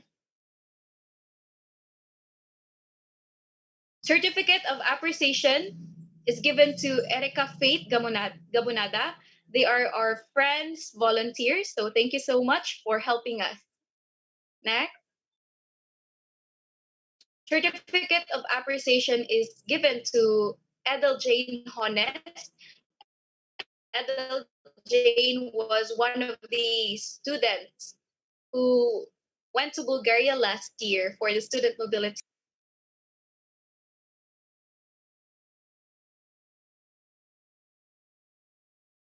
Certificate of appreciation is given to Grace Marie Sumunod with the same citation. By the way, before we'll proceed, I would like to say thank you to all our audience via Facebook. And another one, certificate of appreciation is given to Nuaven Rameso. Well, Nuaven will be one of the students who will go to Bulgaria, hopefully this year, in order for them to represent UC for the boot camp. Certificate of appreciation is given to Sheila Mika Agasita. With the same citation, Sheila will also go to Bulgaria very soon. Certificate of appreciation is given to the Creative Corner for the outstanding contribution as one of the organizers in celebration of Intercultural Fest 2021 of March 2021 during the Intercultural Fest 2021.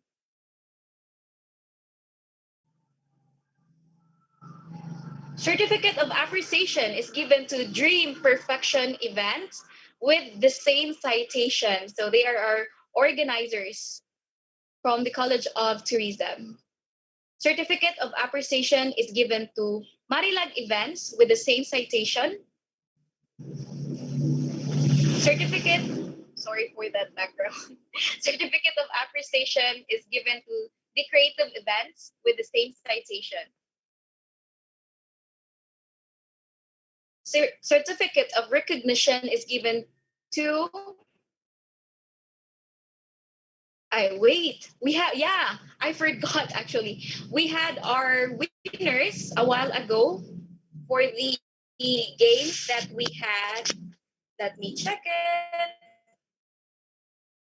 So they were our students who joined us during the game a while ago. I think that was at the beginning of the event during this afternoon.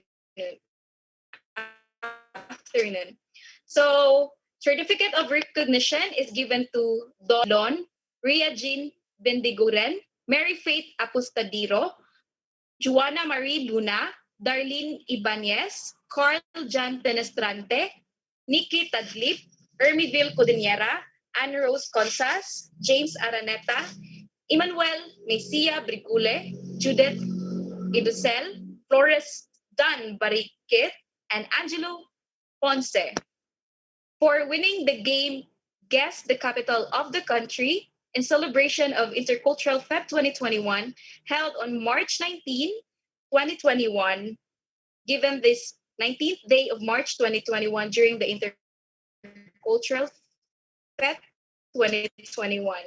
Congratulations to all our winners. Right, so I hope you actually enjoyed our game a while ago. It was actually very interesting. Of the country. Next slide, please. All right, so since we already had a very long day, yet a very productive day with our guest speakers who shared with us lots of lessons and lots of life lessons, yes, in order for us to use this when we are going to go for a job in the future or when we're going to go to different places, it's very important that we are aware of the cultures of different countries. To officially close this momentous event, let's have Mr. Aljans Agbay, JPE President and one of the boot campers who will fly to Bulgaria very soon for a boot camp. Thank you, Mr. Aljans. Good afternoon, everyone. I would like to express my appreciation to the speakers and the organizers for their valuable contribution to our event on the Intercultural Fest over the last 2 days. My deepest gratitude goes to all who attended the Intercultural Fest and helped to make it such a successful event. Hearing and learning from speakers, creative presentations of the students, and as well as the audience has educated me and all of us here on how culture as a tool that can help in celebrating cultural diversity and strengthen internationalization to promote connectivity.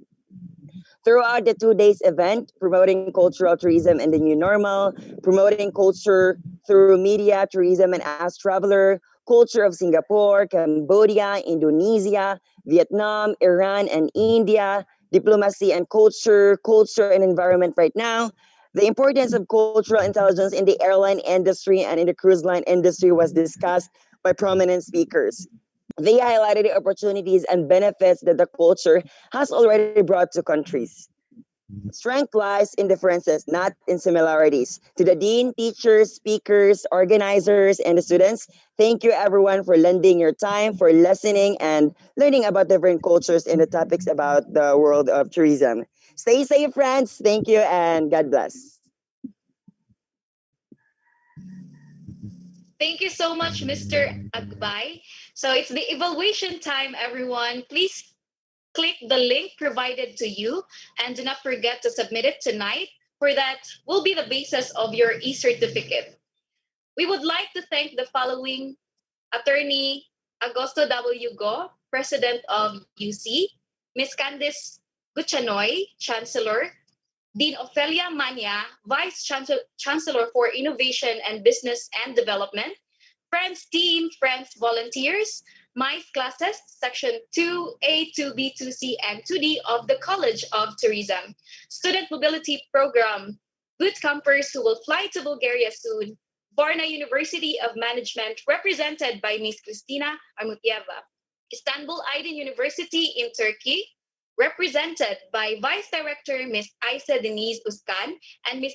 Ipek Kalised, Virgaya University College, Malaysia, represented by Mr. Ronald Binati, Silesian University of Technology, Poland, represented by Ms. Jolanta Fozias and Ms. Katarzyna Grudzik, St. Louis University, represented by Dr. Richelle Lamadrid, Bohol Island State University, represented by Ms. Katlia Michon, Mactan National High School, represented by Ms. Jen Lynn Dignos, Cebu Technological University Danao Campus, represented by Ms. Mary Roslyn Ron, Cebu Technological University San Francisco, Camotes, represented by Dr. Vincent Forrest, Southern Christian College, represented by Mr.